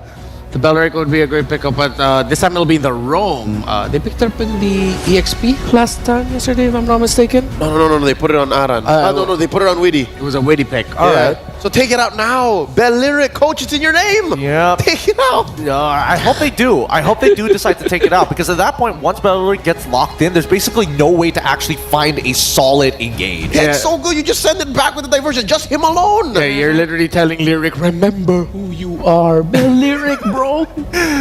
Take it. Oh, it's scary stuff. Because as much as you want to like ban out the Bellaric, there are many other things that you need to worry about. You even need to still worry about your gold lane matchup at the same time. They're going to get rid of the chip instead, deny double global transportation access. Oh, good call. Baby. You guys called it right on, nail right on the head. 60% win rate. Dude, all Witty has to do is just get sent back or walk in. Yeah. Ult. You think he's gonna go for revitalize? It has to be. It has to be. I mean, as the Bellaric guy on the table, if it's not revitalized, even if it's gonna be a stomp win, I'm gonna go to the back and say, Coach, you gotta hear me out. You know? You're sure? Because he's a Cho player, and I know that Cho players like making the play. He might just take Flicker just to be like, check this out. Oh my goodness! Don't tell me he's gonna be that kind of Bellaric. Flicker. Okay, let's see if that's where they'll lean towards. Didn't expect the synchronized shout from all of us. Did. Yeah, no, maybe I did. There's the Moskov, a steal away from Aaron Shaky. Oh, and the Edith. It's a good answer. More. This is Twisted thinking on their feet, but it's what's there. It's so disrespectful. That's a lot of basic attacks for a Bellaric. No, it's so many dashes. It's so many dashes as well for Phoveus. What is your solution to Phoveus at this point? You're gonna like bait him in with the Infernal Pursuit and then counter engage off of that? Like, I feel like there's more reason for your boy Witty the Wise to take Flicker now more than ever. Yeah. We're gonna say this now. If Twisted Minds wins this game number 2, that'd be insane. That would be one of the most significant historical victories a team has ever achieved in MLBB esports history. Because of the sheer counter. Yeah. It is tough. And now even more fun for a Harith to go around. Hoda. Everyone in this Twisted Minds team right now are gonna have to pull off the game of a lifetime. Boy, they gotta out-mechanic them. Out-mechanic TLID. It'll have to be golden. This Bellaric Louis is giving me all the flashbacks, and we're seeing it once again. We'll see how they make it happen up against Twisted Minds. This is their match point, TLID. They're literally one win away, Mirko, from joining Yoshi and all the other teams who are already in the knockouts. And this is a very, very good callback to just yesterday where Liquid were able to beat Aurora, sending them home with the Loyi and the Bellering against the Joy. Let's see how they do. It's up against Twisted Minds match point. And you know what I remember the most about how his skill just played this Louis? Let's talk about that a bit later, because again, we're just reminding everyone, this is match point between TLID and the Twisted Express. Let's see if they're able to bounce back, because if you would ask me, whenever Yehezkiel has the diversion, you should be expecting them to teleport somewhere at least in the map. Oh man, Yehezkiel with a signature Loyi. I don't know, at this point everything is signature. Yehezkiel in the mid lane though, Troll gonna be caught, forced to flicker. Witty did use the Revitalize though, but it's on a 70-second cooldown compared to the 120-second. Aran, very aggressive, actually already cutting the waves off. Yeah, I mean, they were able to force out the flicker as well here from Troll, but same for Witty, also forced to use that Revitalize up against that early skirmish that we've seen between Twisted Minds and TLID. But then overall, if we were to look at the compositions here that we're seeing from both Twisted Minds and TLID, how do you just keep going in against TLID? Not unless you just rely on the damage that you have in the early game, such as now. No Revitalize. Witty's still able to get the taunt down. That's first blood over to Troll. And I guess you just do it. If you want to walk up, you just know the timers, know that Witty is vulnerable without Revitalize, and go in. Wow, great dodge from Hoda there. Master Assassin, here is the choice for Sano in the lane on the Moskov. It is also the Bargain Hunter and Inspire. Aaron wants a snowball, quick. Yeah, and I like how you pointed that out, because it seemed like Twisted Minds knew at that moment that it is the perfect timing for them to go in. No Revitalize here for Witty, and we can be just as aggressive. But then towards the XP lane, there seems to be a little bit of action brewing. And can you hear the screams of the audience right here? They're literally pouring out all of their support towards these teams. First turtle of the game. But TLID already have some sort of control in terms of the turtle pit, but wait, because Hoda, he finds his way towards the other members. Oh, great Earth Shatter there. Hoda picking it up now. Revitalize helping him out. Sanji gonna be caught. That's a good Frigid Glacier to deny a few kills, but still TLID run wild in the team fights. It'll be a turtle for a kill traded over. I mean, Troll, it did feel like he was able to find his way around the other members of TLID, but the thing is, yeah, he was just alone.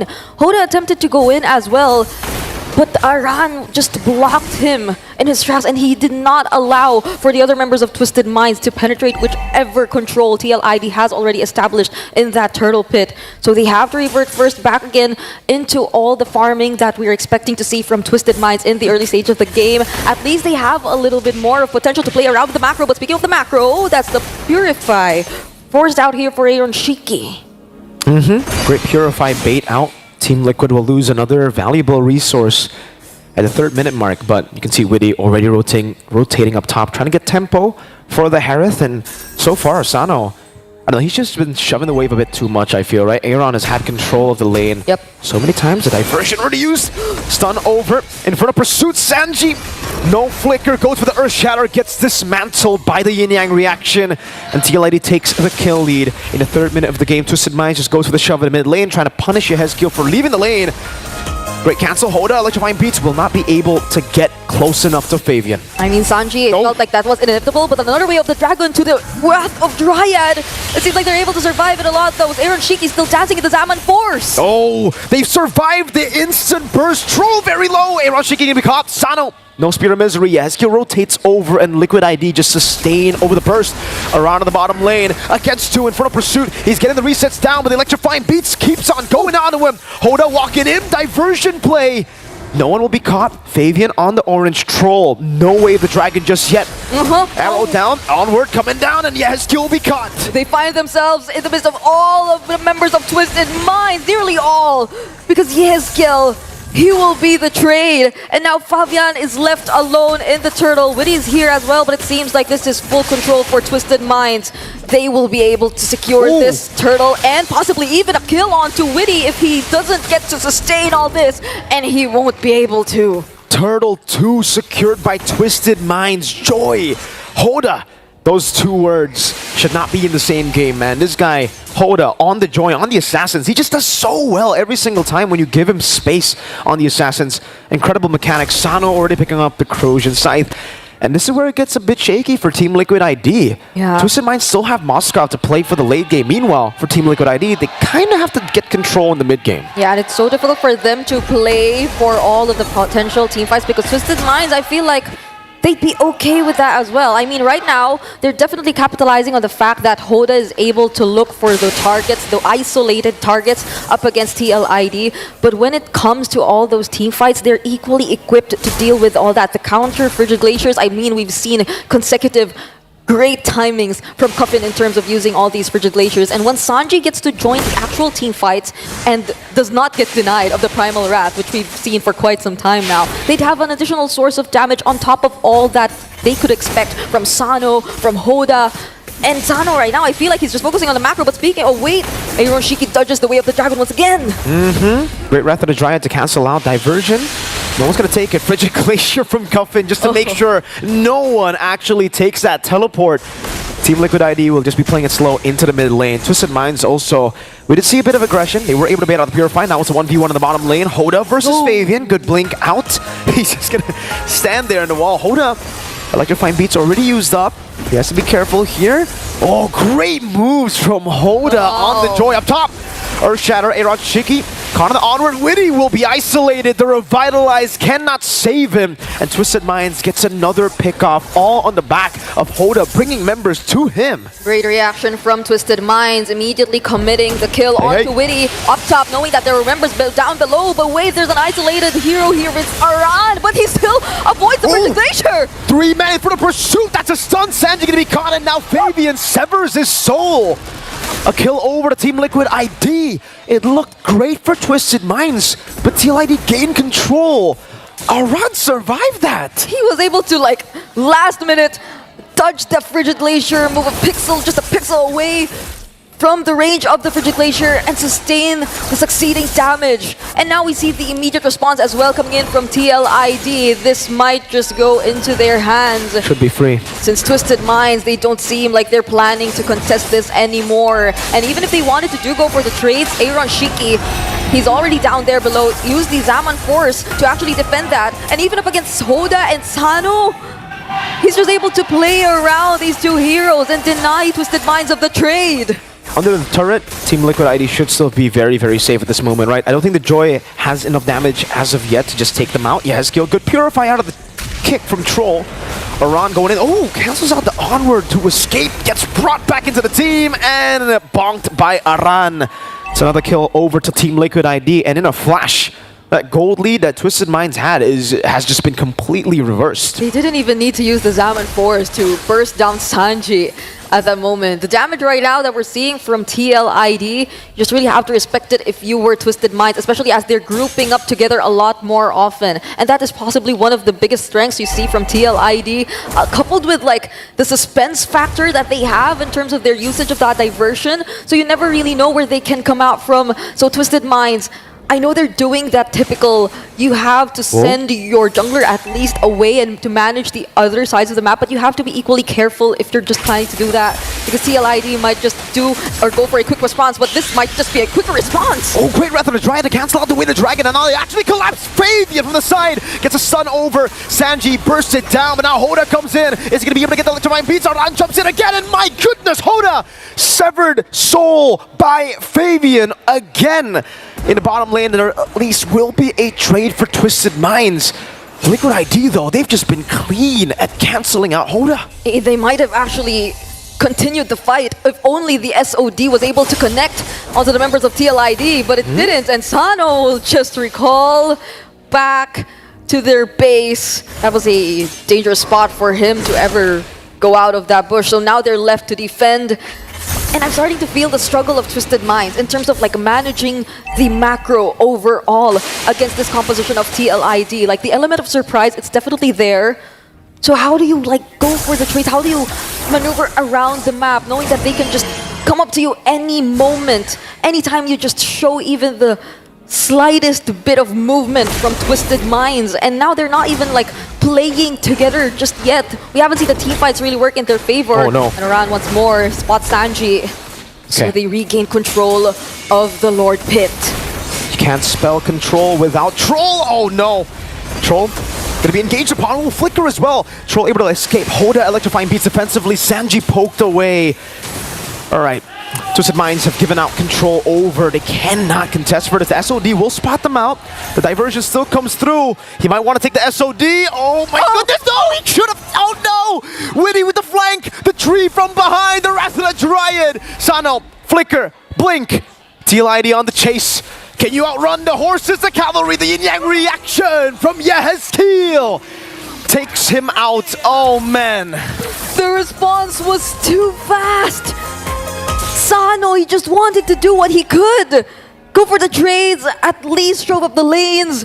But Yehezkiel deciding to use that second skill just to make sure that the range he would cover the entirety of the bush, not allowing for Sano to get home. But Aoshiki with a time of force. Whoa, whoa, whoa. And a Purify to answer the flicker play from Troll.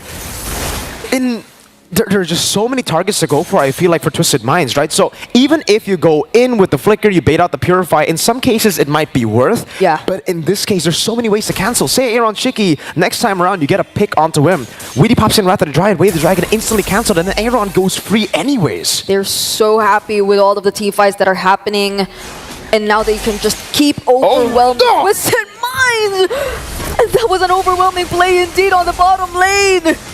The Magi solo killed in the bottom lane by the Usurper, Flava Fave. And he shows no signs of stopping, wants to continue the stop. They won't be able to break their record in game number 1. It'll be 11 minutes already. 11:31, that's a base turret again though. Mid and bot. This is such a fast-paced game. Again, we're just approaching the 12-minute mark, Mirko. But TLID, it seems like they no longer wish to extend this game. They're knocking on the base. Wrath of the Dryad onto 3 from Witty the Wise. And that'll be it for Twisted Minds. The Cavalry have knocked Twisted Minds out, and by doing so, they have secured a slot, the second one for MPL ID in the knockout stages. The fastest series so far. And the hunger of these youngbloods, you could definitely feel it. They joined the rest of the teams currently in the knockouts. And Team Liquid Indonesia, in their M-Series debut, they definitely made a statement right here. We have to give it up for TLID and that performance that they showed us in this 2-0 sweep. The Brawl server keeps on brawling. TLID just want that smoke.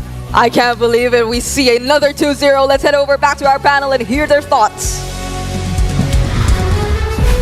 Congratulations to the Cavalry for securing their spot at the knockouts. And of course, MPL Indonesia's happy. 2 of their representatives locked in for the KO stages. It's a good day for the Indonesian fans. There was no way this draft and this series was going to go sideways for Liquid despite a rocky start. The technicalities were there, the mechanics, and they stayed the course. This is what we all expected, seeing that draft unfold. I don't know. Witty had a couple of moments there where he's just like, well, you guys want to make this interesting? Looking left and right. It's like, guys, it could be a lot more fun. Yeah, it really looked interesting there at the very beginning, but then eventually the draft and the power spikes got to the point that we expected. We said in the draft in itself, all the interactions, how difficult it would be, and of course the presence of Yehezkiel on that low Yi made the map of Twisted Minds feel so small. We're gonna see their final goodbye to us up on stage with Rose. Once again, thank you, Twisted Minds. Twisted Minds' performance this year has just showed the world that the emerging regions too can definitely catch up to the world standard. Guys, please give a warm round of applause to Twisted Mind as they wave their final goodbyes. Their quest to be greater than ever may have been over, but The game is never over, and we hope to see Twisted Mind come back stronger next year. Thank you very much, and I hope to see you guys again.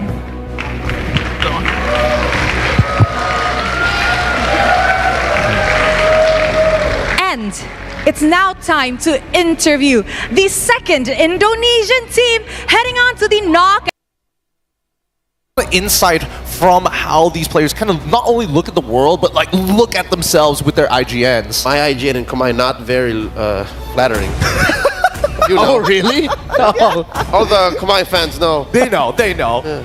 So when they hear your name, they have to think about it twice. It's like, nice to meet you. A little giggle. So there's a Blue Yo coming out from CFU. So power picks, 2 of them coming in for SRG. Could be. Still with a whopping 61% win rate. It's been doing so well. It's But nuts. I mean, but at the same time, SRG could pose a lot of problems, right? Do they want to pick up the Matilda? I mean, Cho definitely would have been nice to have, but since it's already banned out, maybe SRG can start attacking opposite lanes. Oh, Hylos. Hylos would be okay too. If they're gonna go Matilda, I think they can still reserve it for the 3rd pick on the blue side. Don't necessarily need to rush it right now. If I'm not mistaken, that's it could be an option for OP, but not something that when I think of CFU, I remember Matilda instantly. So let's see what SRG are gonna pick up there. It's a Valentina for Stormy, his iconic pick. Okay. And of course a Hilda for most likely it's gonna go to the hands of Cram. It's a perfect hero for Cram in his playstyle. Oh yeah, with the way that he plays it makes sense. But this Valentina I really want to talk about, especially on this red side. It's been surging up in popularity, but not to mention that its win rate is starting to look much better at a 55%, considering that both Give and as well as Jushin have been banned out. Usually you would imagine that, hey, Valentina should be more in the spotlight. But then you start thinking about her counter matchups. The Aurora, that ult is so powerful, especially when you know that the high loss is going over to your opponents.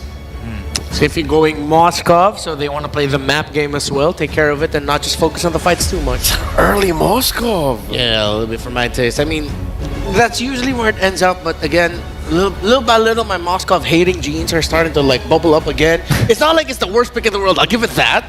It's starting to get more wins, sure, but there could have been other options, man. Yeah, nothing in the draft choked out Zing. So CFU are either tunneling in this phase right here, like they didn't think of anything else to prio, or they have a plan for this. SRG here committing to their Sekai's hero, putting a joy into the hands of the young man, the future face of Malaysian MLBB. This is interesting, right? Because I would have imagined that CFU was trying to make a hard read. I'm playing Moskov. I don't really care what the gold lane matchup is going to be, but if you do happen to play an assassin, at least I have some form of counterplay. Yeah. And then they lock in the Joy. And now I'm thinking like, okay, did they get the read right? Or is SRG okay with this matchup? Because now they can start focusing down on what they want for Innocent. I honestly think it's one of those situations where it's both. CFU were reading into the assassin, remembered the Sekai's Joy, and said, you know what, let's pick up a Moskov so it's not so easy for Sekai to hunt us down. While at the same time, SRG also acknowledged that, okay, it's not going to be that easy to take down the Moskov, but the Joy is still a powerful pick for them. Tigreal ban. Yeah, it looks like this kind of confirms the suspicions that we've been having here at the table at the bare minimum. Even a Wanwan ban for the side of CFU as well. Oh, why do you want to get rid of the Wanwan at this point? I mean, you already have the Glorious Pathway, and also you still haven't shown exactly where this high loss has gone. They could have gone for other picks as well. They're looking for single target lockdown. If you're messing up the backline with the Joy and the Hilda, mind you can do that too. I think they really just wanted to protect the front. Because the high loss definitely will get easy stacks on it if Innocent gets his way, especially when the fights break out. So that's what I believe Coach Taimigo's doing here for CFU. Okay. So no option for the... It's interesting because OP's more the type to go single target, let's burst one down type, but you don't really get that much with a Moskov, so it's not like they have an option to slot into that. If they end up deciding to go for something like Kaja, Franco, Jawhead as a single target roamer, and they put that high loss into the EXP lane, that means they're going to look for a strong mid lane combo. Unfortunately, with all the heroes that we mentioned, the best combo you can put into that, the Lo Yi, has been already banned. Got a Vex though.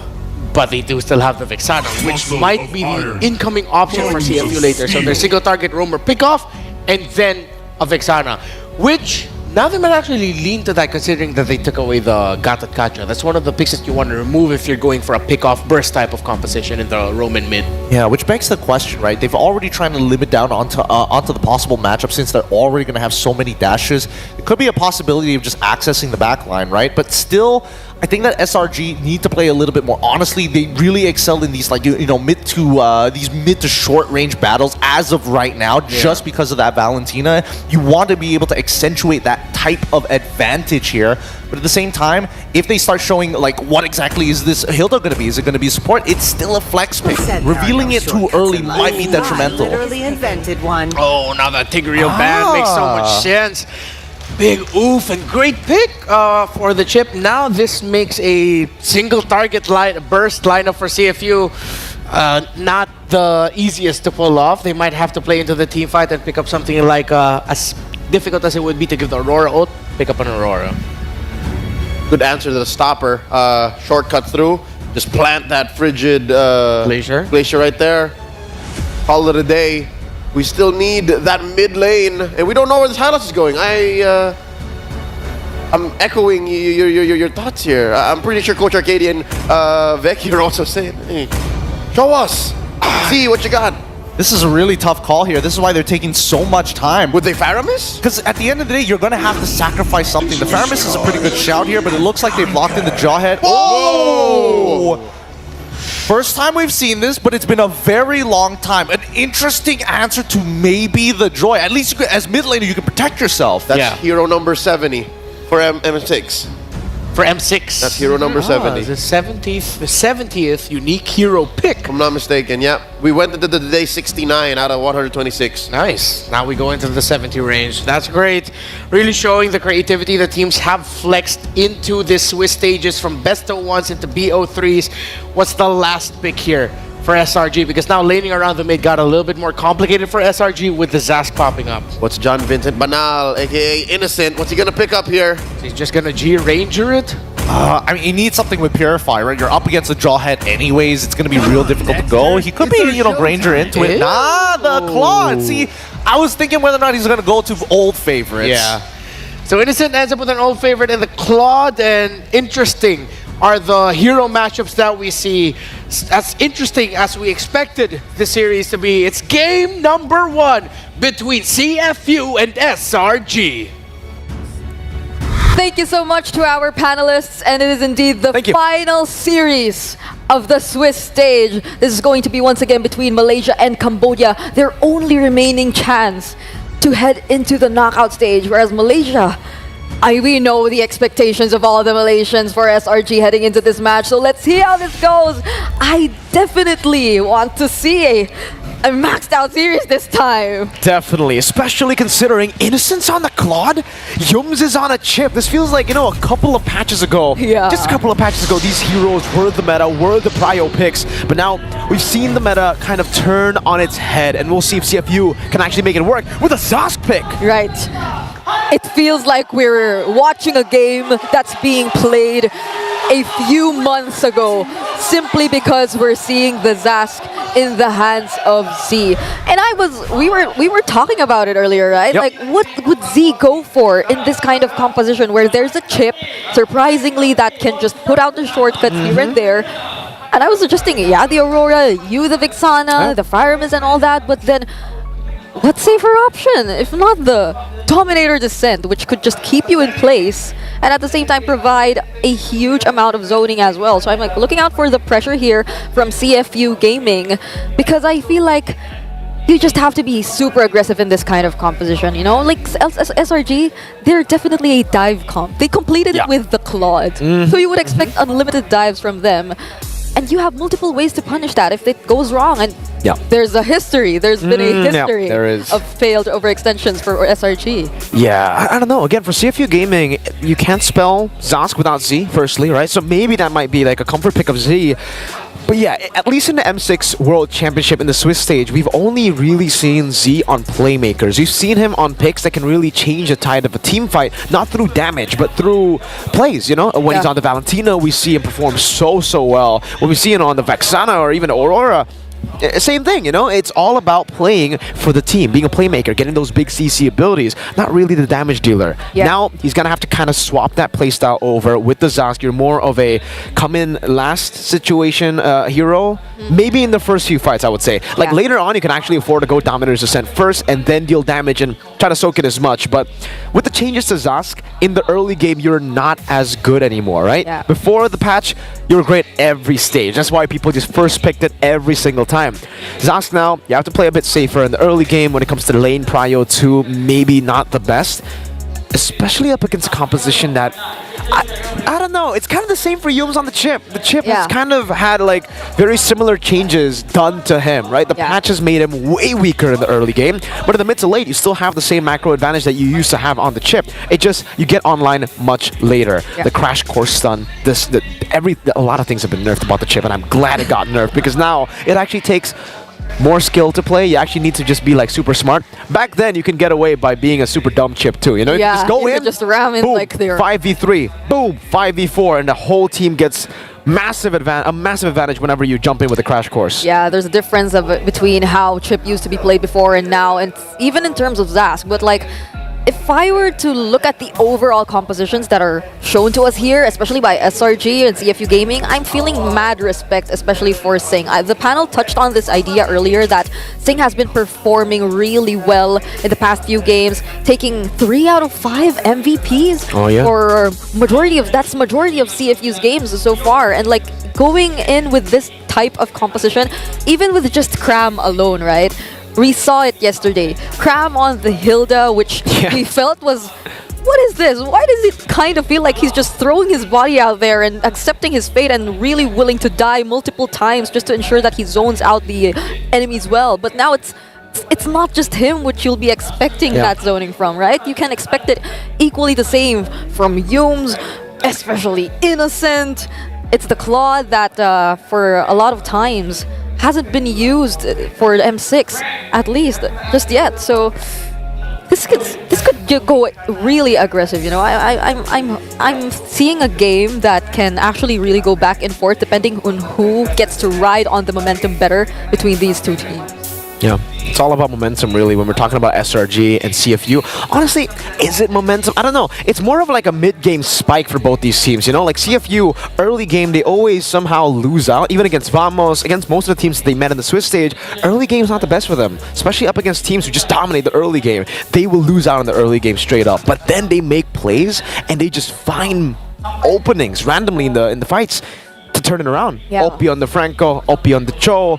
I think, unfortunately, the draft was one of the biggest issues for them against Team Spirit. In game number 3, everybody in the panel kind of knew that CFU couldn't get the win against that Belleric, especially with the Joy. So, as long as CFU fix their drafts and they play towards their mid-game power spike, it's going to be good, is what I think. But SRG do the same thing. They're not the best at early game domination, but in the mid-game, this team does so well in team fights, and they just take control over every single lane. And now you're talking about mid-game, macro-wise, the global presence here. I'm watching out for how well they're able to play against each other, considering that they have both the Moskov and the chip in their hands. But don't forget to complete all tasks, all active tasks during the event from the 18th of November to the 29th of December. This is the M6 pass, all right? So you have to check it out so you get all those battle emotes, avatar borders, and new special skins. There's a Baksha skin, there's a Claude skin, and if you reach the highest level, you get the figurine you see on the panel desk if you haven't checked it just yet. But okay, You can see it on your screen too. Look, Innocence on the skin, man. Actually, yeah. We got the, what's it called? Challenger Spark Claude M6 exclusive skin. That's a, oh, actually, no, this is the Cosmic Blaze one. This is the Prime skin. This is the Prime skin. I feel like only a number of people have had their hands on this skin, so we're seeing it right now being played by Innocent.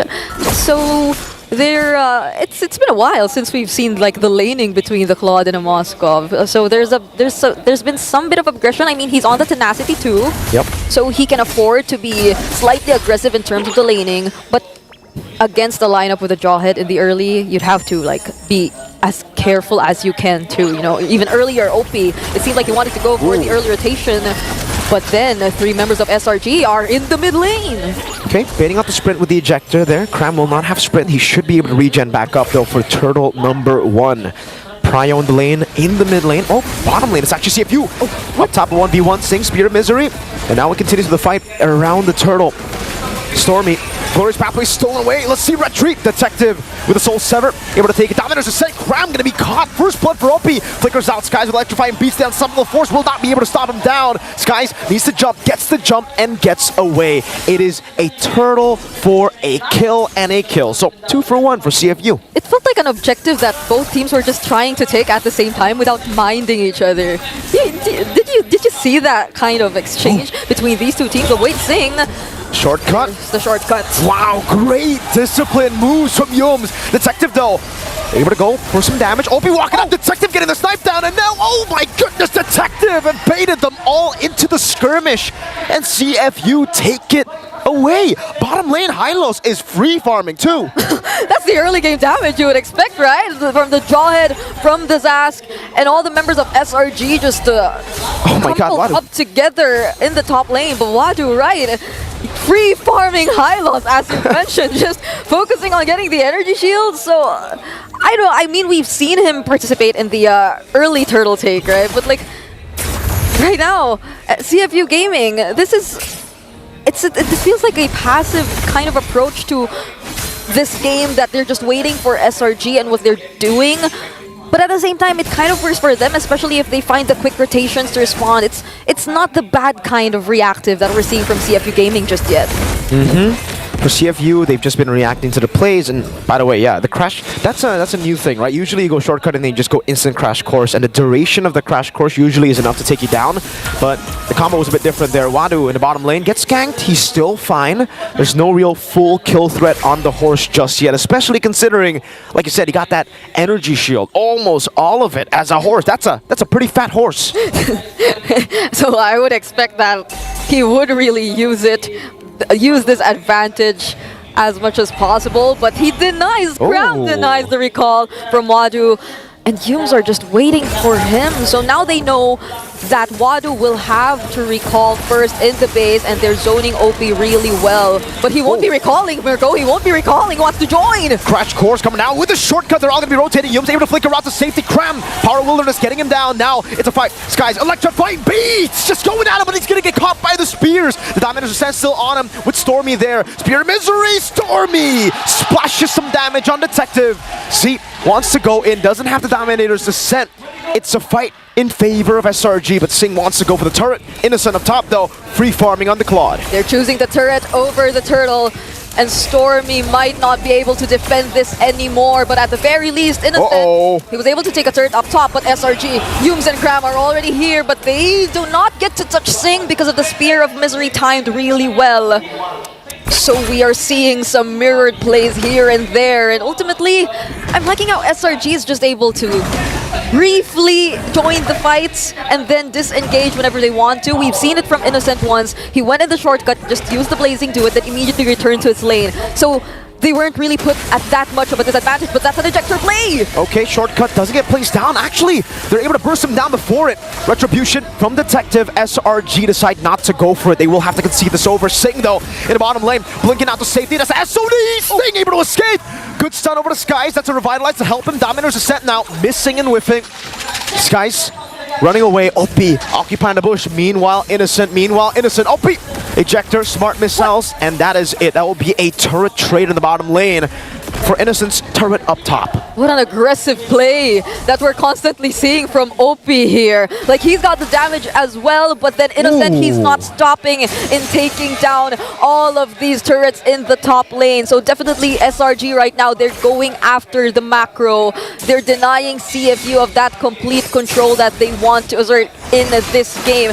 And I must say, like, see OP, the way they just constantly protect Sing each and every time, you have to respect that. SRG, they've tried multiple times to just get their hands on Sing, but those well-timed stuns coming in from Z, those aggressive plays coming in from OP, so they're just really focusing on letting Sing play his game, and I'm pretty sure that that's what they're after, right? The mid-game control, they're playing around the Moskov. So SRG, as much as possible, they just want to take the map control from themselves as much as they can. Now we're gonna take a look at the items. It's almost a 1,000 gold lead between the gold laners. Innocent definitely sticking to the lane a bit more here, as saying has been participating in more team fights, and you can see what that has got on him. It's a DHS and the Crojan side. He will be online very soon as he gets that golden staff. But I wonder how good the Claude is, because so far, at least in M6, we haven't really seen a Claude fully carry a game just yet, right? Yeah. I think we've only seen like, what, total of 2 Claude games? So Innocent might just be the curse breaker for the Claude with the M6 skin. Yeah, and it's probably a bit more of SRG wanting to focus on the team fight approach as well, because I mean, we've been seeing him just using the Blazing Duets barely to stay long enough in the fight to take all those kills. It's more of dishing out the damage early, and there are multiple approaches to really playing the Claw depending on how you want to use it. It's either you go in first, damage the players, or you go in last and try to take the kills for yourself. But what we're seeing right now is kind of different, because the map all around the turtle pit, it's the fight going on! Wadu caught in the midst of it, also able to revitalize out. Meanwhile, Spear of Misery over to Cram. Not enough damage to take him down. Innocent gets the kill with a Blazing Duet. Detective gets a stun down and a few slashes in. Detective looking for the kill. The ejector forward. Oh, and the snipe down from Detective. Skies looking for the beats. Electrifying Beast not ready. Oh, the slashes from Detective Sang. Getting the kill in the bottom lane. Stormy left to fend off the rest of CFU all by himself. And look at the timing. The turtle has disappeared and a Lord has spawned in. CFU. Ridiculous timing to get the first Lord. That was a lot of time bought by Wadu for CFU Gaming. And you, at that moment, you saw just how SRG, they seemed like they just wanted to go for the pickoff. So it was that kind of approach wherein they just let the other members dish out the damage first, probably a part of it also coming in from Innocent, but then there was an attempt, there was the Blazing Duet used to take Wadu down, but after that, what's next? What's next for SRG, right? Using up all of your resources on one of the tankiest members here of CFU, and now they're able to secure the Lord for themselves. The control established by SRG earlier, now it's all in the hands of CFU. This is dangerous. Very dangerous for SRG. I don't know how good their clear is, because I think when it's about... Oh, Pete! Another ejector over to Cram. That's everybody on him. Spear of Misery, too. They took a while to take him down. They used a couple of resources. I don't think SRG want to go for this fight. There's absolutely no way they take it. Oh, SOD! Yums brought back, shortcut coming down. No one should take that C. Gets the kill on Yums. Oh, man. CFU taking full control of the game. Merc, I know we said SRG wanted to dive, right? Yeah, but not like that. But not like that. I mean, it's OP forcing them to dive. He's throwing the members of SRG constantly towards his teammates, and they have enough damage. They're well equipped enough, and that's another unstoppable force. But I think Stormy's safe, copying the Dominator descent, and they just really forced their way to that tier 2 mid lane turret. That's just how focused CFU Gaming is right now in terms of taking the necessary objectives. And look at that. They'll also try to deny as many minions as possible, letting the cannon minion in the bottom lane take the tier 2 away from Selangor Red Giants. 10 minutes in, we have a 3.4k gold lead for the Sharks of Cambodia. The Khmer Sharks, CFU Gaming. So far, so good. They're also scaling up to be monsters. We have to talk about this. We were talking about this after the draft as well. Yeah. Z on the Zask. We did not expect him to be a beast in the early game, but we definitely expected him to be a beast in the mid game. Yeah. The fact that he was a beast in the early game means he's going to be a double beast in the mid to late, man. 205 Zask. The pressure is going to be felt, definitely here for SRG. And I must say, going back to the entire idea of how CFU Gaming just seemingly forces the opponents to start a fight, seemingly throws all of the members of SRG, the frontliners, towards his teammates, there's literally almost no way to get out if CFU actually decides to throw out all those slows. The slows that you can get from Z, the glorious pathway as well from Wadu, and we haven't seen them commit all of those resources just yet even. It's like mostly just a quick stun from Z after the ejector to buy enough time for Singh to throw all of his spears and just shred the members of SRG. And now they're actually pretty much equal in terms of gold. As you mentioned, Singh right now completes his Trinity build, and I feel like CFU Gaming, they're definitely ready to engage in a fight whenever there is a chance. Yums will try to go to the back line. Singh will be able to escape. Stormy types in as well. Detective finishing it off there. The Lord going to be taken by CFU. Innocent goes over to Blazing Duet. Yums still caught in the midst of it all, and it's a fight. Detective walking in again. Z able to flicker out the safety. Innocent still going on the chase. Meanwhile, Detective just barely escaping here. Up top, it's still a chase for Z. That's a snipe down on the Stormy. That's going to be a kill for Detective. Up top, it's still Z getting chased down. Detective running away. Not against Cram and Skies. Z versus Innocent. Innocent takes him down and shuts him out. Detective getting caught by the axe of Cram. And it's a double. A comeback fight for SRG. A wipeout for CFU Gaming. And SRG get to freely defend this Lord. But wait, SOD. Oh no, Sing goes in! I'm not sure about that, Sing! In a 1v2, does he blink in forward? No, it's a bit too risky. Innocent! With a blazing duet. Oh no! Up he comes in! And Sing almost got the shot. Innocent gets away. I mentioned expecting like the back and forth, but this is some insane back and forth we're seeing from both CFU and SRG. None of them seemingly want to stop with all the team fights. We definitely have to take a deep breath after all that has happened. SRG, they're able to defend the Lord, and I must commend the way that Wad was really able to hold things out for all of his teammates. We've seen it earlier, the way they were just able to extend those fights. Detective constantly being able to reset, them being able to regroup, and then find some clutch kills up against SRG. But now that CFU Gaming are back in the game, they're not letting go of that control once more. They're being on the more aggressive side once again. And there's the glorious pathway casted. They're just so focused on taking these objectives, but Yu's from behind! Yu's from behind! Crime gonna be isolated, the shortcut comes down. Sky's able to delete safe from the map. Now it's a stun from Detective. Opi trying to run away with the ejector as well. Sky's getting away. The Winter Crown coming down. Opi falling. Detective and Z against the world. Z able to get them down. Innocent jumping forward. Detective! Wind of Nature 1v1! Innocent will fall! Z had the nightmaric spawn before he died, and he gets a triple!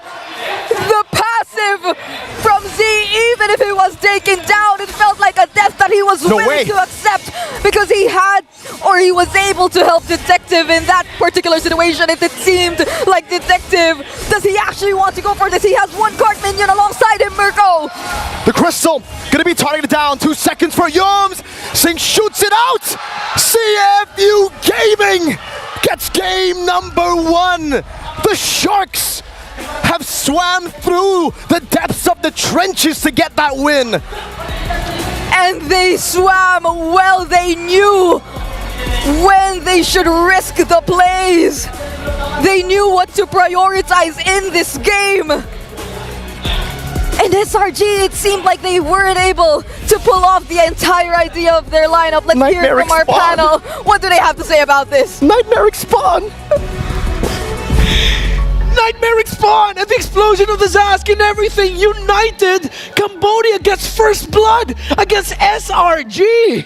And Detective's crucial timing, his mechanical prowess, his game IQ takes him this far. He had this much life when the fight ended, and he was the only one left on the map. I can't wait to see the items because he definitely had to very specifically build towards that to be able to deal enough damage onto that base with just a cart. Unbelievable. Unbelievable game. Both of these teams, true team fighting masters. You see the angles, you see the... Guys, if possible. As a first pick as well? No, not a first phase, but first phase. That makes a lot more sense. But I don't know. Now that we've taken out the traditional first pick heroes, it begs the question of what SRG wants to do. Probably, I mean, like, they might revert back to high loss for all we know. Matilda's also open, but they're going to go with the Hilda one more time, despite seeing what happened in that previous game. I get it because the Hilda keeps the jungle honest. So if you pick this early, you tell Detective alpha or bust. Yeah. And that's kind of makes the window of opportunity for Detective to go clutch mode much smaller. Yeah. Let's see, will it be alpha for CFU? It might be. Folks, still open is the Hylos, the Gatot Kacha, even the Phobius if they want to put that on Wadu. All of which are going to be pretty decent. However, you need to keep in mind that this Hilda will beat them in lane if necessary. And Eve. But, you know, knowing CFU now, seeing what they did in game 1, they might want to keep it in the second phase. Yep. They do get the H. And the early Moskov again. They're going to do it again. I feel like they're going to offer this Moskov on a plate. Just say, hey, maybe if you want to play an assassin, at least we have some potential counterplay. But at the same time, this opens up other areas of the map as well. It could make the jungle a little bit more honest, but the mid lane has been such a key crux for CFU. Singh was also doing some incredible stuff as that Moskov in that previous one. Ankle breaker, side steps, making the most of the Spear of Destruction. So I feel like that's also just the player going, Coach, I'm feeling it. Please give me that Moskov. And they went ahead and took it. And they didn't just do it for the macro of it all. Usually we see Moskov's default into 4-1. Nope. We saw that Moskov join fights. But SRG now, they want to go fast. So yeah, they don't get the chill because they wanted the Matilda for Humes and they got the Alpha themselves. I mean, finally, the Matilda is finally going to get picked up here. Like, it's been, the fact that it got let through so many times is already pretty incredible. But now with the composition that they have, at least Alpha can go all in and still be able to pull back out. Spidey senses tingling. I feel like by picking these 3 first, you're allowing CFU to draft into a mid-core. Because there's nothing that's going to find the likes of a Savior or Cecilia. Not right now. Unless you put, what, a Claude into Innocent's hands again? Or a Beatrix? Like, you're letting Z get away with so much. I mean, if they want to go real wild, if they put a little bit more peel from the side of SRG, we might even see an Ixia if necessary. But now with the Joy, ooh, a bit of a deterrent. Yeah, and what a move there by CFU. I thought they'd want to default into something a little bit sturdier, maybe even show up a Bane that they love to play out, bring out the literal sharks in game. But no, they said we're still going to match it. They want to pick the Joy. Maybe this is CFU still leaning into the idea of we can just play it tricky.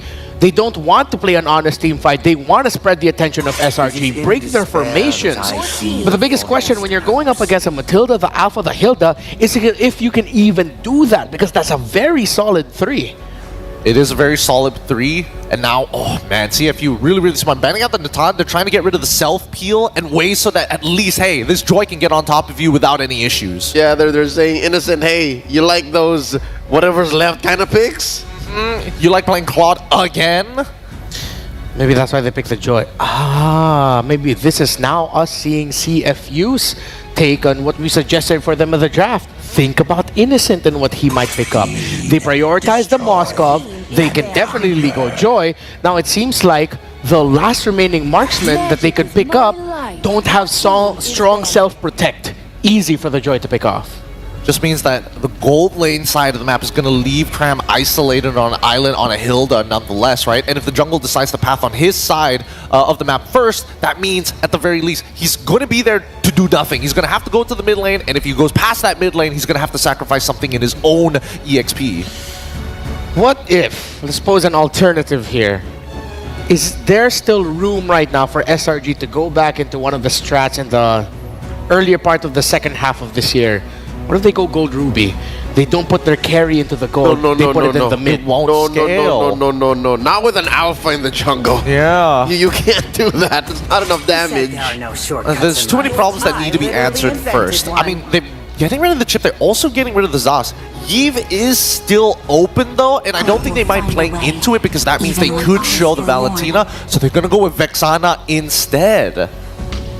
CFU's first 4 picks look very good.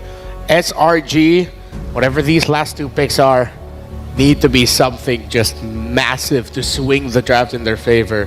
The Granger is still open in terms of damage. If you want hard single target lockdown, the Beatrix is there too. But then again, the biggest problem is that Joy, whatever gold laner Innocent ends up with, might actually just be an easy target for the assassin of CFU. The 1-1 really doesn't do much. You can't cleanse Magic Burst like that. Nope. I mean, you could go Airthel with Sprint, but even so, there's so many ways that this could go wrong, especially since Hylos is on the opponent's side. Yeah. The moment you get slowed, you lose so much damage. What's it gonna be? SRG. What's your mid? What's your gold? Magic flows as freely as the wind is picking. Wow! A very interesting take. Very interesting take here. Now they can technically play for pickoff, and at least with the carry, they can deal with the frontliners that is going to be, running at them from the side of CFU. Very similar to how Vamos answered this high loss. That's right, back to back yesterday. Nets run roughshod against high losses in his way.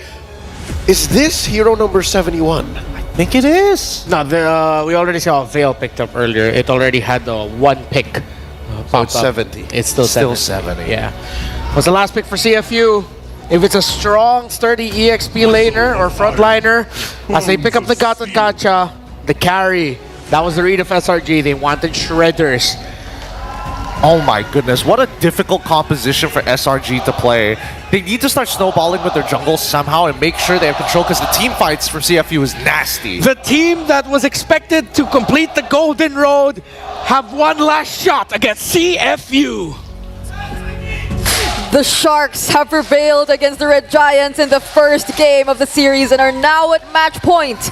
But let's see if they are able to seal the deal, because SRG, they too bring something new in this game number 2 draft. Gotta leave a breath of a sigh out, man, after this. SRG down a game in a best of 3 elimination match against the Sharks of Cambodia. Right. CFU Gaming, they are one step away from stopping single-handedly this golden road of SRG, but SRG, they can make it stop right here. They can try to pull off a comeback. 1-to-1 equalization, let's see. Yep, because if we were to look at the lineups right now, I really like to talk about this particular composition that was shown to us by SRG.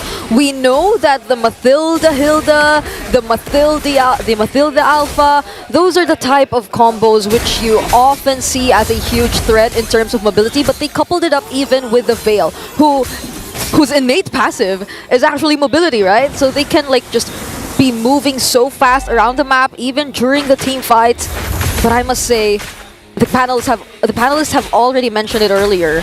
It'll take a lot to execute the conditions that are necessary for this particular lineup to work in their hands. Looking at the emblems right now, it seems like Stormy's also investing quite in the damage. They definitely needed that. It was also mentioned earlier that having the Alpha as the jungle, you'd need some sort of other sources of damage, and it seems like they're trying to compensate for that, especially in the early stages while they're waiting for Innocent to just pick up all the necessary items on the carry in order to shred the other members of CFU Gaming.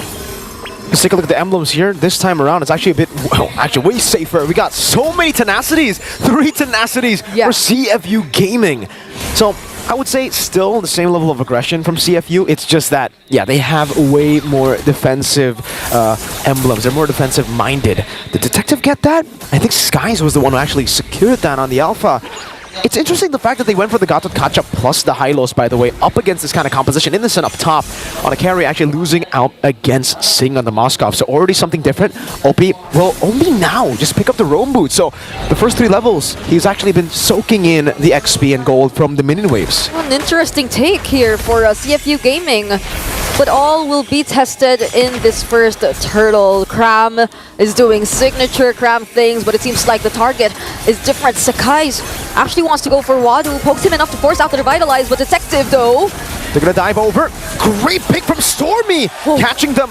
And now Cram will back away. They know they've gotten the win in the trades in the mid lane. It is still just them occupying the bushes, trying to wait for these clashes against CFU. Will have to give away control over towards SRG. And SRG, honestly, they have multiple ways to deny this aggression from CFU, right? It's either you go with the guiding wind, it's either you just move fast enough yourself to escape all those threats, or it's either you also interrupt these aggressions head on with all those knockups from Stormy, with that ultimate, with that passive itself as well that can actually aid him in moving faster around the map. So Selangor Giants, they have a lot of ways to just recalibrate and make sure that they're ready enough to engage in a fight before they actually commit it. And CFU Gaming might find it difficult to do what they did in the first game, which was just forcing the fights here and there. Now it's the opposite. Oh, an SOD over. A cheeky little steal attempt from Sing from up top. But yeah, it's the complete opposite here in game number 2. Game number 1, it was SRG waiting for the power spikes, waiting for the joy, and not contesting. Oh, Windstorm almost takes Seed down. Good flicker out. That was close. The fadeaway basic attacks from Innocent almost took him down. We literally have to thank I mean, he isn't even on tough boots. Nope. So he was just able to... probably the effects of the decreased knockup time that we've seen in one of the more recent patches, but then that was really, really close for Z. But now we're seeing better rotations from SRG. Definitely CFU Gaming, we rarely see them actually engage and start things up. Even in that particular moment where Detective attempted to go in, it didn't work well for them, just because SRG had a way to stop them. That's the entire idea we're seeing right now. It's either they evade all these attempts and prepare to fight back, or just stop them in their tracks completely and then immediately respond to fight back. So it's all about Prio again. Skies picks up that War Axe. 4th minute in the game, that'll give him a lot of sustain in these skirmishes. CFU Gaming, yeah, to go back to the point, the fact that they went for the Gatot Kacha and the Hylos after seeing the carry and Alpha was definitely an interesting choice to go for, right? There's so much shred, I would say, for the side of SRG, and CFU will have to also kind of like bob and weave in these team fights. Yobas walks up, whoa. Yeah, they're definitely not going to take that. Just a bit of a, you know, that's a threat right there. It's like, hey, we'll get you next time. It's a threat, but I don't see the kill threat just yet, especially up against Wadu. So this is the second time we're seeing Wadu on the Hylos, though, and there's probably some sort of respect coming in as well, considering that Wadu earlier, when he just got the advantage, he was just unstoppable on the Hylos. But Detective seems to be having a much more difficult time this time around. Will he be able to steal this turtle away? 5 members grouping up. Oh, Innocent secures it. Skies didn't get to pop in the retreat, but Innocent, as good as always, the good old consistent man, secures it for the team. Up top, Detective will just shove the wave. Meanwhile, Sing staying busy in the bottom lane, just looking for farm. Yeah. It's actually Detective even used his retribution back there, but wait, Wadu, he's able to sustain that, and there's the SOD, but will they go in? No. These are 4 members of SRG who are still full HP, so they're starting to group up. And at least for CFU, they have some ways to actually manage the macro game. Again, we're seeing Sing just do his job and focus on the possible turns that they can take. But so long as they know that they're probably not yet hitting their power spikes, similar to the previous game, they're not going to engage in a fight. It's all about just waiting here. For SRG, they are very comfortable waiting for the mid-game. They still have the carry. Sing will go in. Innocent, actually. Whoa. A lot of damage placed down from Innocent. Popping the light wheels.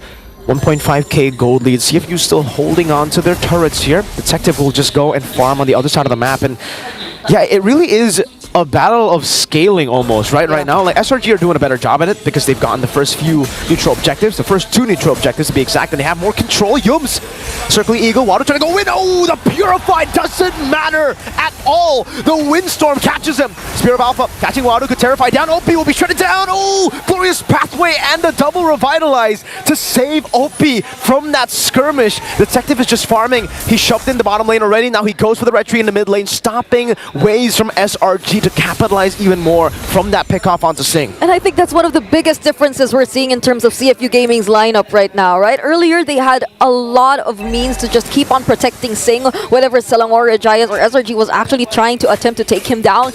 But now it seems like it's taking them a lot more time just to do that. The Avatar of the Guardian, you'd have to channel it for quite some time, and then you can't just like throw it out there without enough information against SRG, or you can if you just really want to zone the members of SRG. But things are becoming a lot more difficult for them this time around because they're just catching CFU off guard all the time, and he still... Sekai still gets the turtle! Amazing retribution from Skies! Whoa, the AOG forward! Innocent getting the turret now! It is the shred from Innocent! OP taken down! CFU got nothing in that exchange. It was all Selangor Red Giants! And even when they tried to go for the counter sets, CFU Gaming didn't feel like they had the damage just yet. They weren't confident enough to actually engage in the fights, and SRG just kept taking advantage of that. Now they're just focusing on taking down all of the turrets. Imagine 8 minutes into the game, CFU Gaming are nearly trapped in their base, and SRG's doing just a great job zoning! 2-man Spear of Alpha, the Windstorm! Oh, Sing! He's burning down, taking down! OP was taken out already! Sing will barely stay alive, but SRG, they are controlling and dictating every step of the way of game number 2. it's so hard to think of a way of how CFU Gaming is going to play around this because of the mobility of SRG, because of their ways to stop CFU. And even if they actually try to head in first, SRG, they're just so high in terms of damage. They can immediately take down OP. OP's not having a good time. He's 0-3 on the Katot Kacha, actually taking like 3 out of the 4 kills that SRG has. This is a very low scoring game that we're seeing. SRG's just focusing on winning the game. They're not actually trying to go head-to-head in terms of the team fight, similar to what we saw in game number 1 against CFU. And you know what that means? When you have a 5.4k gold lead in the 9th minute and it's only 4-0, there's only 4 kills in total, that means there's absolutely no bounty for CFU Gaming to rely on to actually come back. They're gonna have to like look for a big fight, and yeah, again, no bounty. They're gonna have to climb back, and it's a slow climb back. It is a very, very difficult climb back to neutralization, with the gold lead being almost all from farm and objectives like this. Yeah, and when you want to rely on Sing or at least Detective to actually go for the split pushes, to actually control the other sides of the map, the mobility is such a threat for SRG because they can just catch up immediately and they won't have any way to actually contest. Oh my goodness! The objective and that burst damage from Stormy. That's the veil. That's the veil right there, man. Windbender, we call him. I guess Innocent in the bottom lane will take this turret for free. CFU, let's take a look at how different the itemization looks. Actually, Stormy and Z, there's not a big difference there, only 600 gold. Yeah. But then we see, very big disparity of gold between the gold laners. Oh, he's got rose gold, dog! I could like sense how Innocent could be just a lot more confident going in up against CFU at this point. Even against the Eternal Guard, that might just not pose much of a threat. But Detective! Okay. They out the Windstorm at least, so at least it's going to be some resources used up, Skies. Zoning them in the back. Z able to get the Terrify onto 2 members. No Eternal Guard to follow it up. Again, the Windstorm gets, or not Windstorm rather, the knock-up. It's the Wind Blow. Gets him up, and will just be SRG playing back for the waves. They need to wait for the waves. They cannot get too greedy with the pushes. Yep, but they have another incoming wave towards the mid, and it seems like this is an opportunity for them, but they avoid the Avatar of the Guardian, and they just shred OP down! Detective in the back, though, looking for it. That's a Circling Eagle, almost contesting it, almost canceling the electrifying beats from being used before. But CFU will be able to defend. They will, however, have to sacrifice OP. It's not the best case, but I guess for CFU, it's still a win if SRG don't get a single base turret, right? Yep. That's the only win they'll get, I guess, in the siege. Yeah. That's another clear. Oh my goodness, Stormy! The storm and the wind, it blows together. The wind storm. Now it's an SOD into the mid lane. You don't want to take it. They'll clear out the minions around the base. But then in the bottom lane, SRG will just relocate their damage, allocating it towards the base turret. You can hear the M6 arena go wild after that play. They forced their way to the base of CFU Gaming. They wanted to make sure that with that lord that they secured, they'd at least take down 1 or 2 base turrets, and that was more than enough for SRG. And imagine the range we're seeing here for Stormy. How could you put yourself anywhere near SRG if you know that there's a threat of an immediate burst down from a full combo of this Veil? Whenever he gains vision towards Z, towards Detective, towards Sing even. Unfortunately for Sing, he hasn't really been able to position himself near enough towards SRG to actually fight, and that's a problem. That's a problem, right? Because earlier, Sing had almost no problems just trying to position himself whenever there was a team fight. But it's a completely different story right now up against this lineup of SRG. So long as they know that that combo's there, who will be willing enough to go near Stormy? I don't think anyone can really go near Stormy, right? You give Stormy, a guy with Storm in his name, a hero that has Windstorm as his ultimate? Oh my... Yikes, man. I guess we get to see why. Or maybe we get to see what they were trying to save up for the knockout stage. What? Oh man, what do What happened to his HP bar? Spear of Alpha into the back line. Sing still able to go for the free hits, but it does nothing to Skies. Z in the back getting taken out. Innocent will get the double. Detective of the world. Oh, pops in the Winter Crown, but now the shields of the photo. It will take him out. Innocent is on a killing spree just based on the 3 kills. That's a triple. Selangor Red Giants, they want to keep their golden road alive. They will be forcing their way once more to the base, and we will not prolong this game any longer. We are officially entering the first ever game number 3 we're seeing in the last day of the Swiss stage. CFU Gaming took 1 game. Selangor Red Giants took 1-1-0, 11-0 And in 13 minutes. I mean, we They were took it asking personally. who would be confident enough to go near. Wadu did, but he did not last long. Now let's hear what the panel has to say now that we're heading into their first game number 3. SRG forces game number 3 against CFU. And we are back to where it all began for the Swiss stage, into that best of 1 scenario, 1 game. But SRG, despite that loss in Organizing body. We like Swiss. Swiss might just be the way to go, honestly. And I have to agree. I mean, I've definitely... Honestly, this has costed me more guest cones than I would like to admit. But I think it's good. It's a good viewing experience, and it definitely does kind of tell you, hey, what exactly are your expectations, and do you double down on your expectations? So worthy price to pay, man. It is. So now, what do we expect? What should we expect for the very final draft of the Swiss stage between SRG and CFU? Who gets what? Who gets their priorities?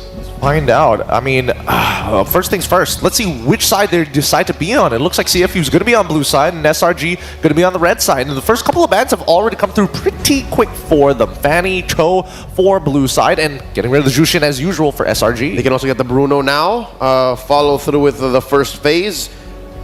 SRG do like taking out the Bruno regardless, no matter what side they're on.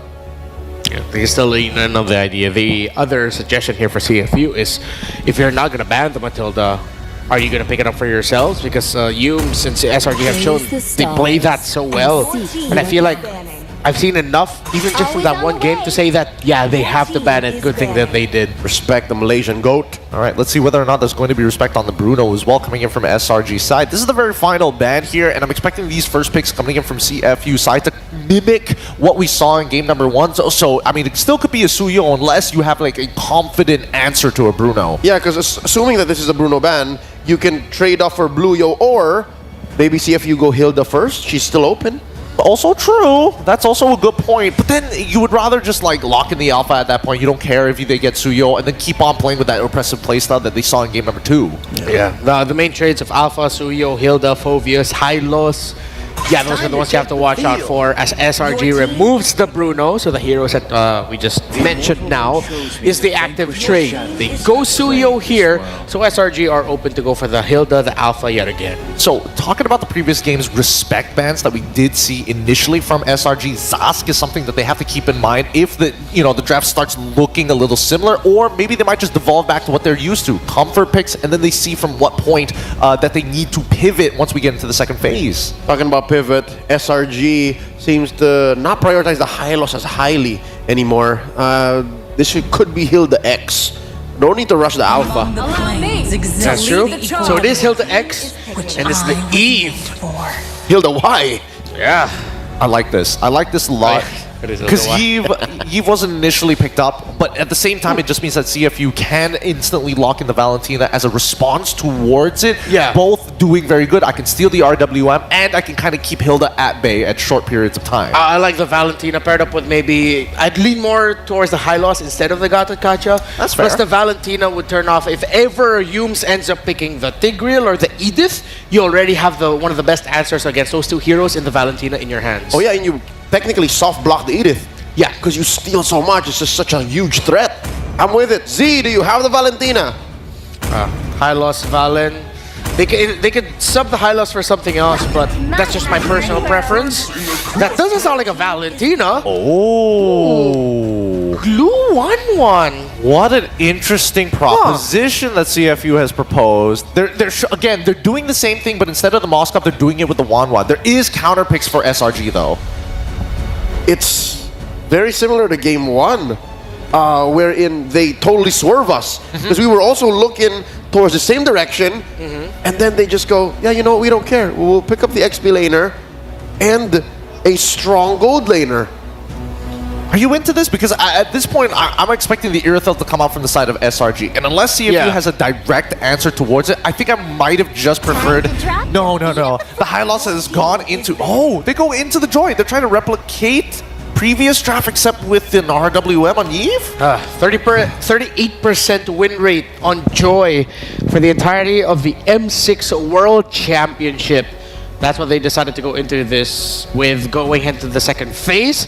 If CFU don't ban the Irithel, I think they're thinking that there's Innocent might just have a lot more options that will serve even more problems. Like, oh no, they turned off already. They don't need to go magic here. Yeah, it needs to be physical. Oh, they need to ban the Irithel. Excuse me. Yeah, CFU needs to ban the Irithel now. Yeah, they do need to ban the Irithel. I mean, one of the picks that I've been waiting for the entirety of M6 is Clint. However, with that glue open, man, once you use that trap and recall, you're in so much danger. There you go, great read. Again, even if we do see now on screen the draft recap for game 2, this is more of a throwback to game 1. So consider what made game 1 such a hard-fought match for SRG and an eventual win for CFU, and it'll make more sense. Expecting the Zask. There's the Irithel ban that we were asking for from CFU. Makes a lot of sense. In terms of the big burst, Innocent, Beatrix might still be good for him. And then CFU bans it. Yeah. Oh yeah, they probably will, which would leave them with a Claude as their last option. Which is very game 1. Are they going to do it though? I don't know. Let's see what this next ban is from the side of Coach Arcadia. I want to see whether or not they're going to leave that Valentina open at all, or if so, are they going to get rid of, like, you know, possible Vixanas? Because those are still options, because you need some range to cut right through the Valentina, the Eve, if not stealing it with the Valentina. Oh, if not the Vixana, what's left? Sicilian, would you do that? Is that too expensive? Into the Eve matchup, maybe. It kind of depends on what the support is going to be, right? Ooh, what if they get a page from the Vamos book? Sicilian Carmilla. Or do they go Carm Sicilian? It could be a little tough here. I mean, Joy's hard to catch. Is already pretty difficult to catch, but with the Carmilla, with specifically a Petrify, you've got some options at least. Yeah. But then, in terms of the Yumes pickups... They get rid of Franco. Huh. Why would SRG get rid of Franco at this point? Might be a respect onto OP? I mean, he does love the pickoff. Supposedly as a deterrent for the assassin? Yeah, but it looks like, honestly, the Franco wouldn't have been a problem considering they already have the Eve. More so, just play the easier one of Tigreal. Yeah, and the Franco into the Eve has been a long, time-tested matchup. Like, that's 50-50 as mechanically testing as it takes. Yeah. Must have been something they've seen in scrims. Yeah. Or it's just a free ban because they know that they could have played game 1 so much better. Oh, they take away the Gato Gacha instead. I like that. So they're allowing the Bea. Yeah. They're going to play into it. So whatever this mid-roam is for CFU might be surprising and deadly. Alois off the board, you turn off Loyi Kaja, you shouldn't go pick off here unless they're just going to default back into Jawhead. Can't be, the lineup's going to struggle. The 1-1 won't be well supplemented. Do they go deep in Ruby? Go back to your crypt with your minions. Oh, it's Tig. All right, safer, easier. Very honest. Very, very honest. So Valentina open for CFU. 2 big solid ults, maybe even 3 if you're counting the electrifying beats. Yeah, but then we have to be fair. We've always said in the past that even if Valentina, it looks good for Valentina because she has so many ults to steal, there have been Valentina players who have crumbled to the choice paralysis of having way too many ults to steal. I think bare minimum, RWM is always going to be a good option, right? And if Stormy decides to hide himself in the middle of team fights, at least you know for a fact that you can respond with your own implosion if it ever boils down to it. So if you, on the other hand, if they... Besides that, it looks like they've got a pretty decent lineup with their first 3. I am a little bit worried about this Wawa, whether or not it's going to have enough damage to kind of cut through multiple members. With the Khalid, now at least they will have ways to kind of manipulate pressure across the map. I like it. CFU They drafted a very Kamai play style lineup. They're here to fight, and they're not gonna let SRG get to the late game if they're gonna have their way. What's the last pick? SRG. All eyes are on you. Here in Malaysia, here in IOI, to set Innocent up for success. Will it just be the Beatrix as we assumed it would be? Or will it be a different gold laner? Oh, It's gotta be physical. it's got to be physical. Yeah, they have too much magic already. Claude again? I guess Claw will be like kind of all right. They could go into Beatrix, but they don't have a lot of enable. Well, I mean, they can they technically do it with the Tigreal. Gold medal in my pocket. Boskov. They play the map. We promised greater than ever. IOI City Mall, are you ready for the last game of Swiss Stage?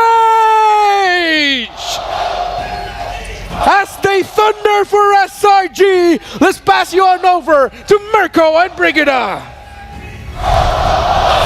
My oh my, I too am more than ready to witness the final game of the Swiss Stage. I hope everyone is, I hope you are as well, because we've been seeing endless surprises and I'm just excited to see more of them in this final game. Let's see how this goes. We're seeing the 1-1 once again in the hands of Sing. And the amount of control that could potentially show up in terms of both CFU and SRG's lineup. I'm so looking forward to the team fights, Mirko. Me too.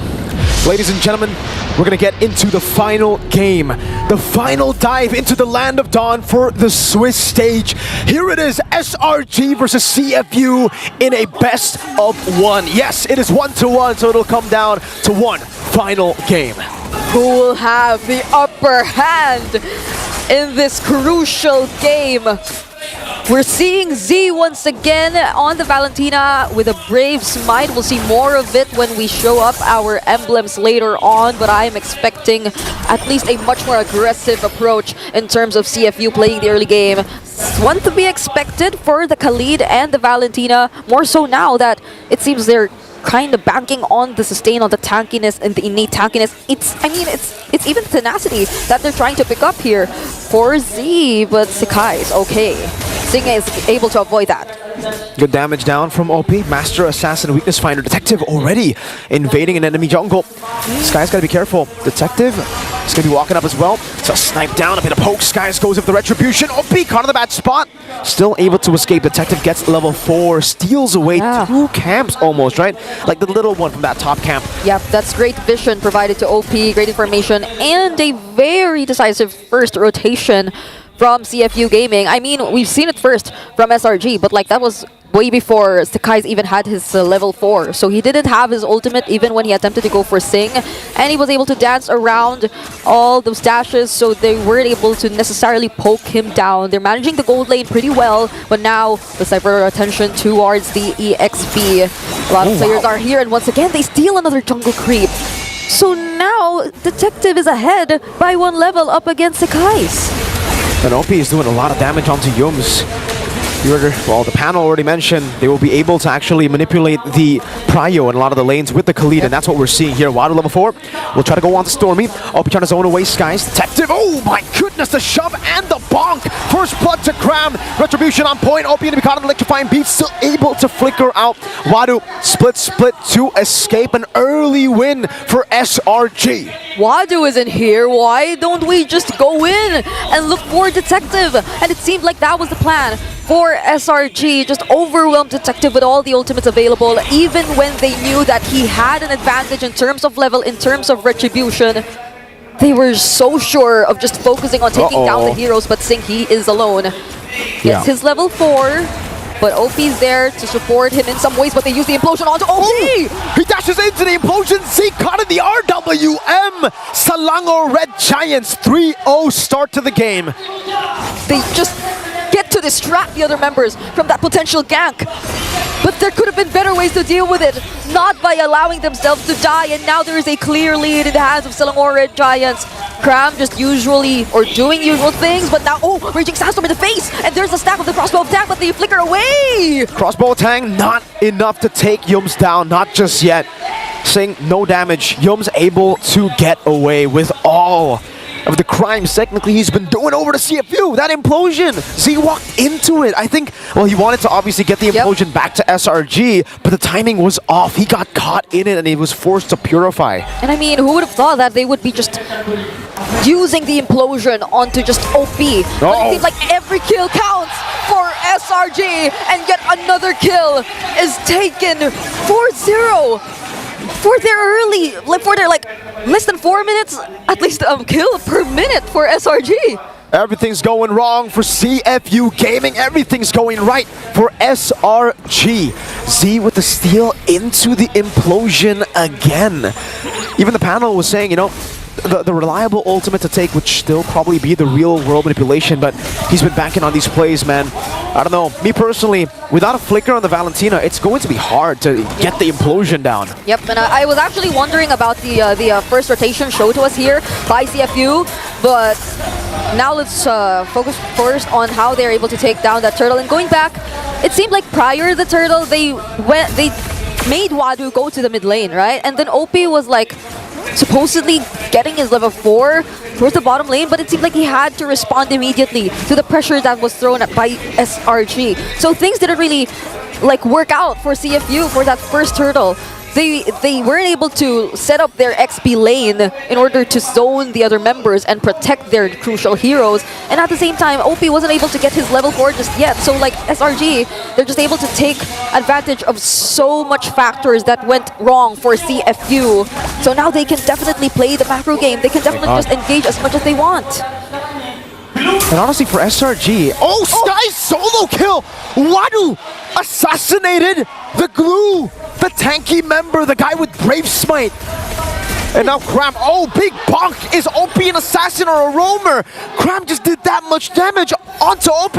SOD, almost a good read there. OP able to walk away. Detective in the mid lane, trying to clear it out. Innocent getting free hits onto the turret. Z walking up, but Yums is just standing there. Yeah, and I mean, when Sekai's actually went for Wadu, he was 2 levels behind of Cram. So they also knew that they can actually go for the kill, but they now go for Sing, and they just they dance their way around. But that's an ultimate committed here by SRG. And unfortunately for Sing, he has ways to save himself, but if it weren't for that, I feel like he's been a constant target as well for SRG. And SRG will just have to play it slow at this point, right? They're happy with this. The fact that they are on a joint and a Moskov, and they have a 2.5k gold lead means that they have all the time in the world to actually play. It's all up to CFU. It's all up to the Cambodian Sharks, who are, it feels in this game, brought into the land, not the waters that they are used to. Detective! Oh my goodness. Almost just obliterated by Skies on the joy. The snowballing joy. Skies is having such a great time. I mean, consider how his teammates were able to just constantly steal and provide him even enemy jungle camps. So they were able to deny that best possible scenario here for CFU Gaming. But Wadu, he goes in once more, but he's alone. The Radiant Sandstorm doesn't connect. Yums will be zoned away, but the turtle was already reset. The targeting is a bit off. Wadu is onto Yums. Sky's now walking up. Detective still on it. They will be able to get it. Their RWM comes down. Detective securing the turtle. Meanwhile, Wadu, though, isolated, should be taken down. That's a trade. A turtle for Wadu. CFU. Yeah, I think it's one of the best possible scenarios for CFU at this point. Sacrificing Wadu to get their hands on a neutral objective, and eventually trying to bounce back bit by bit from there. But now, SRG, they're just going to take down and force their tier 1 turrets. Fortunately, they have enough ways to defend. But in terms of like the other areas of the map, Sekai's has just been roaming around, getting all these jungle camps and even the turrets away from CFU Gaming. So their map, it's just gradually getting smaller and smaller. How do you even operate if you're just this limited in terms of the areas you can scout? Selangor Giants, they have no problems in terms of the face check. They have no problems in terms of taking control of all the bushes. If any, it's even them that can take advantage of all these surprise plays. But then they don't even decide to go with that. It's just, Cram, go ahead. Look for all these members. We don't need to take them by surprise. We can just fight them head on with our sheer aggression. And SRG, again, will just take it slow. Every time CFU wants to make it fast tempo, Selangor Red Giants say, no, we're not going to play your tempo. There's absolutely no reason for us to go in for fights, to force out sieges. We'll just stay in the side lanes with the Moskov, with the Joy, and we'll play the slowest MLBB possible. 6-0, 4.4k gold lead. They are in literally no rush. Yeah, and would you recall the kill score we had earlier? 11-0? 11-0. 11-0? But we're looking at a 0-6. Uh-oh. It's kind of reminding us of what we've seen in game number 2, but that did not connect. Nope. Raging Sandstorm gone for CFU Gaming, and Kram's just standing there. They're just so confident knowing the resources that are unavailable for CFU, and we have 2 seconds before the Lord. Even if it didn't connect, I don't think they would have been able to kill Yums. Yeah. For Yums right now, I mean, he's such a threat. 4 out of 6 kills set up by either the Implosions or by Sacred Hammer denies onto CFU Gaming.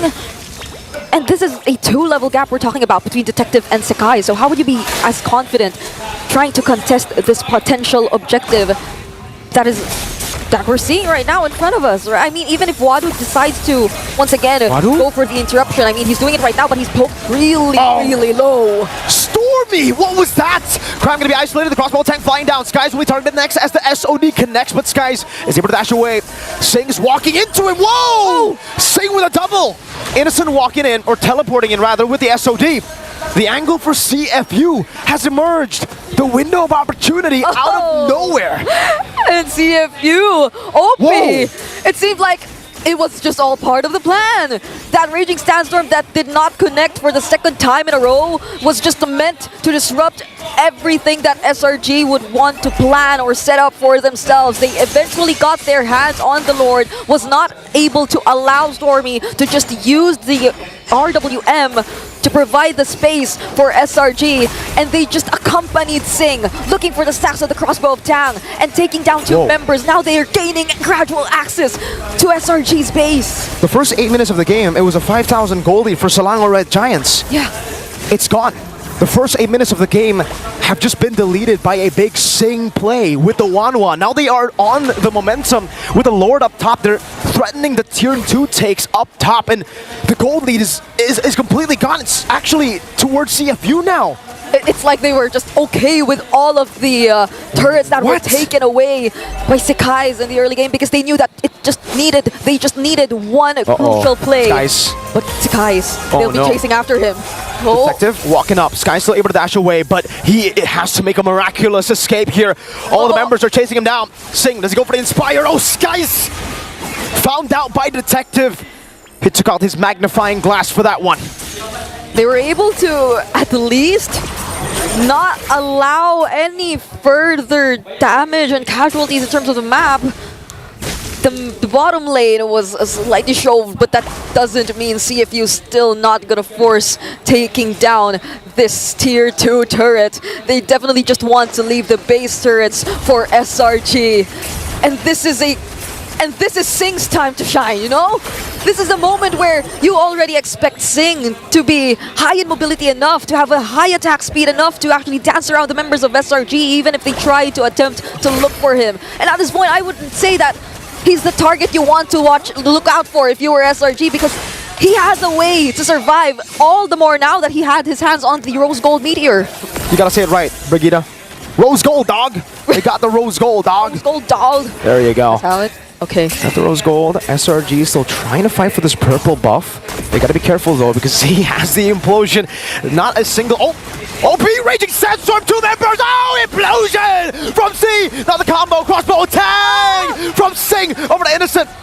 It's gonna be a 2-for-2 for now. Skies and Yums for OP and Z. Sing is chasing Kram. Under the turret he goes. Will he be able to get it? No, he won't. The trade though. Is it good for SRG or CFU? Yeah, that was so close too. We saw the slows from the corrosion, so they nearly had a way to make it a 3-4-2. Oh man, but no Skies. CFU, what matters the most is that, yeah, Sekai's is not here to actually support them in this potential Lord take. So CFU, they're just starting things up. They really want to get this Lord. Stormy doesn't have the RWM. and that will be a Lord for free. Detective, Soul Sever, and the Retry, the combination CFU Gaming, will get another shot at a siege into SRG's base.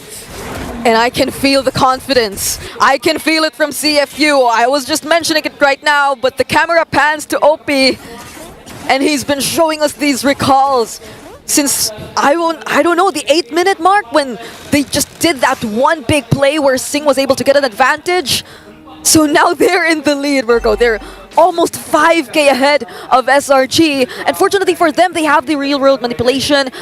Tikais can once again go around the map, surprise CFU from behind, but that doesn't guarantee that they're able to anticipate all the potential plays that come in from CFU, because if C gets his hands once again on the implosion, and if he sets things up either even with the real-world manipulation, things can go wrong for SRG. Let's see what Z goes for. Does he go for Stormy? Real world manipulation. Lord of the mid lane charging down. Base turret number 1 taken down in the mid lane. No more waves available. Innocent will be able to clear out the mid lane wave here together with Stormy, and CFU Gaming will have to be happy with that. Sing buys the win of nature. And CFU reload again. They reset. They do not want to get too greedy. Oh, SRG. Their golden road at risk here of being taken away from them. Whereas Cambodia, CFU Gaming. RWM, first RWM steal of the game, by the way. All right. But there you go, this is the original real-world manipulation, and there's the copy! The implosion goes wide. Yums has given Sing crossbow tang! Inspire over, Cram has been isolated, Cram is down! Skies try to go for the finisher. Sing caught in a spear of misery, the electrifying beach from Skies. 2 members down for SRG!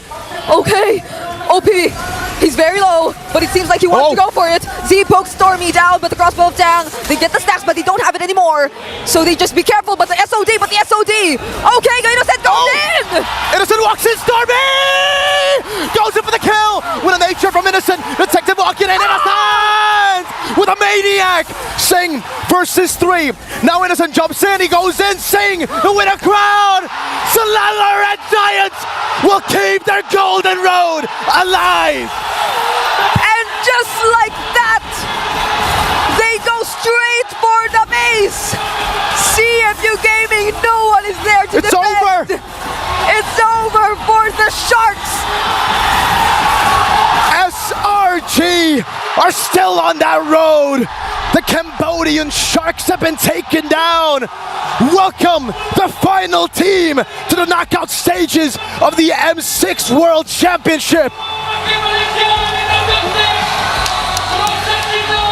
The top 8 is completed for M6, and they gave us a really good fight to end the Swiss stage.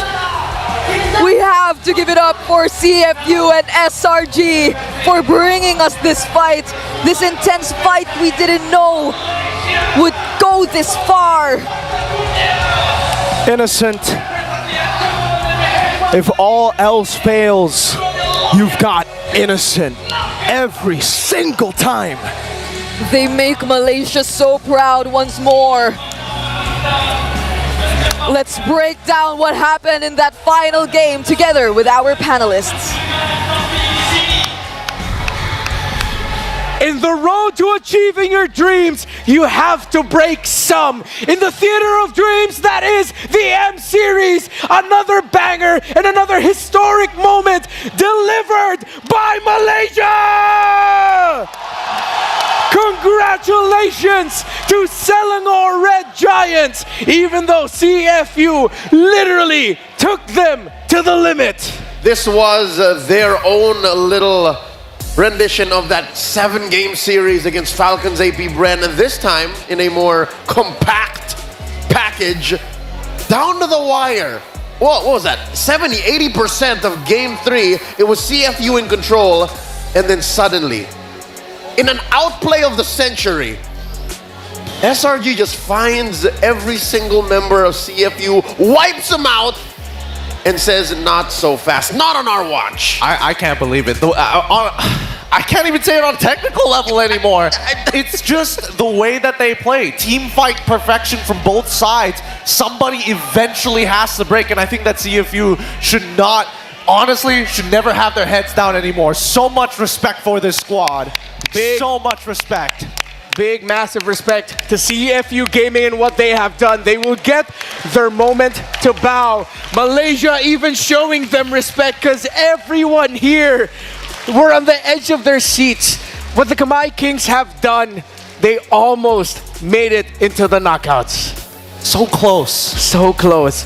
When you're that close, especially against a team as strong as SRG, you have to consider every single minute detail has to be perfect, and SRG saw where it wasn't.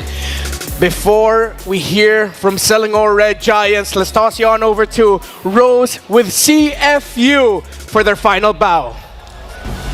In their first ever M Series appearance, the Sharks were able to make the Giants bleed, showing the whole world what the MLBB Cambodian scene is made of.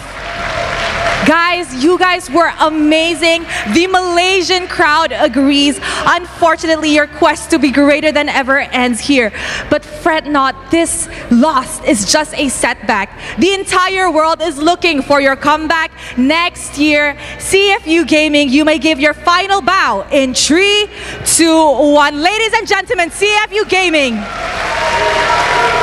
Thank you very much. Thank you so much. They put up an amazing, amazing fight. The last team to be going to the knockouts. The team still achieving the golden road, or is looking to achieve the golden road. Guys, give it up for Selangor Red Giants.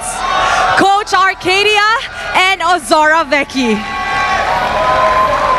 Anywhere. Hello coaches, how are you feeling? Good. Good. Were you guys nervous just now? Honestly, I was super nervous. That game was intense. How was it like backstage? I think it was a roller coaster of emotions. Like, because game 1, it was so intense. Game 2, it was one-sided. Game 3, we got the lead, but apparently they were able to come back. But we thought that they were about to end already. Then suddenly, we're the one who's gonna end the game. So it's a roller coaster of emotions. Yes, Coach just mentioned it being a roller coaster of emotion. Now, Vecchi, we know that this was a make it or break it series, am I right? How did you guys as coaches manage to handle your mental and the state of everyone else in the player room? I believe my players all have strong mental. Actually, we have this pressure for many moments, and then I just want to say that this is best of 3. We are the best in best of 3, so wow, you are the best in best of 3s. Now, going on forward, knockout stages are best of 3. So is that you saying you're confident for that? yeah, we are confident doing better in the tournaments, and then we will definitely keep improving. All right, we like that. Just now, the crowd was super crazy. But what was crazier was the Veil on the second pick. Coach Ark, maybe you can shed some light. Why did you guys decide to pick Veil just now? Because it's very rare to see Veil in the pro scene. Because that game, Stormy wants to try something new. He said, Coach, I'm already bored with Balen. You always pick me Balen. So he said, Coach, let's try this hero. And actually, he's one of the heroes that, part of his hero pool. Actually, Stormy is one of the mage that have a deep hero pool, so there are a lot of heroes to watch out for him. I see. So is that a sign that actually we'll be seeing much more heroes in the mid lane from Stormy? That's a sign? That's a clue? Yes. Okay, now honestly, that Veil pick we were discussing backstage, I was telling them, I said, I think that's their $1 million pick for the second game. I think that Veil was like your MSC run as well. The Roger, you know, the players are just like, Coach, give me this. So I think the coaches did a really good job on trusting your players. Now, Vecchi, we know that the Swiss stage, you guys experienced so many ups and downs, right?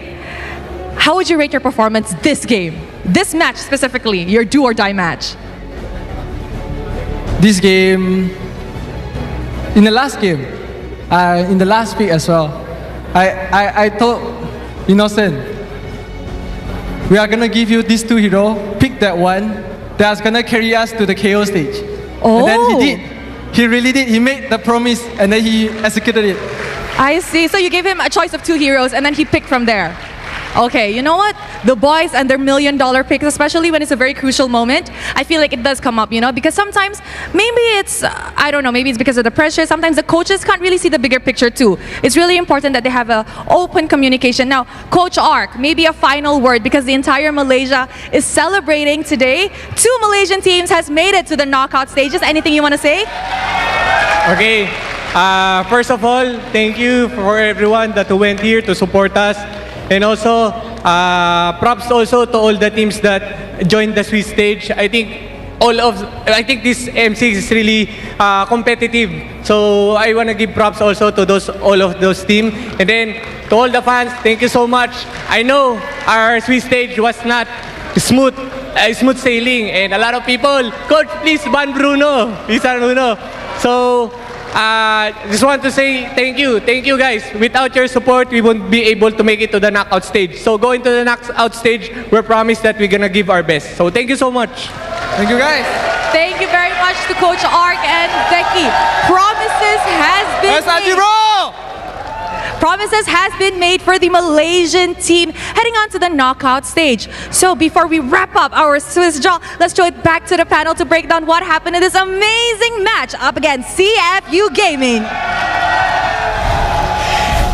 Selangor Red Giants can continue of dreaming to achieve the first ever Golden Road in MLBB history. They were taken to the limit, but at the end, it was innocent and the Golden Spear of Destruction, and of course, the remaining members of SRG to say, hey, just go ahead and toss that in. What an ending to Swiss.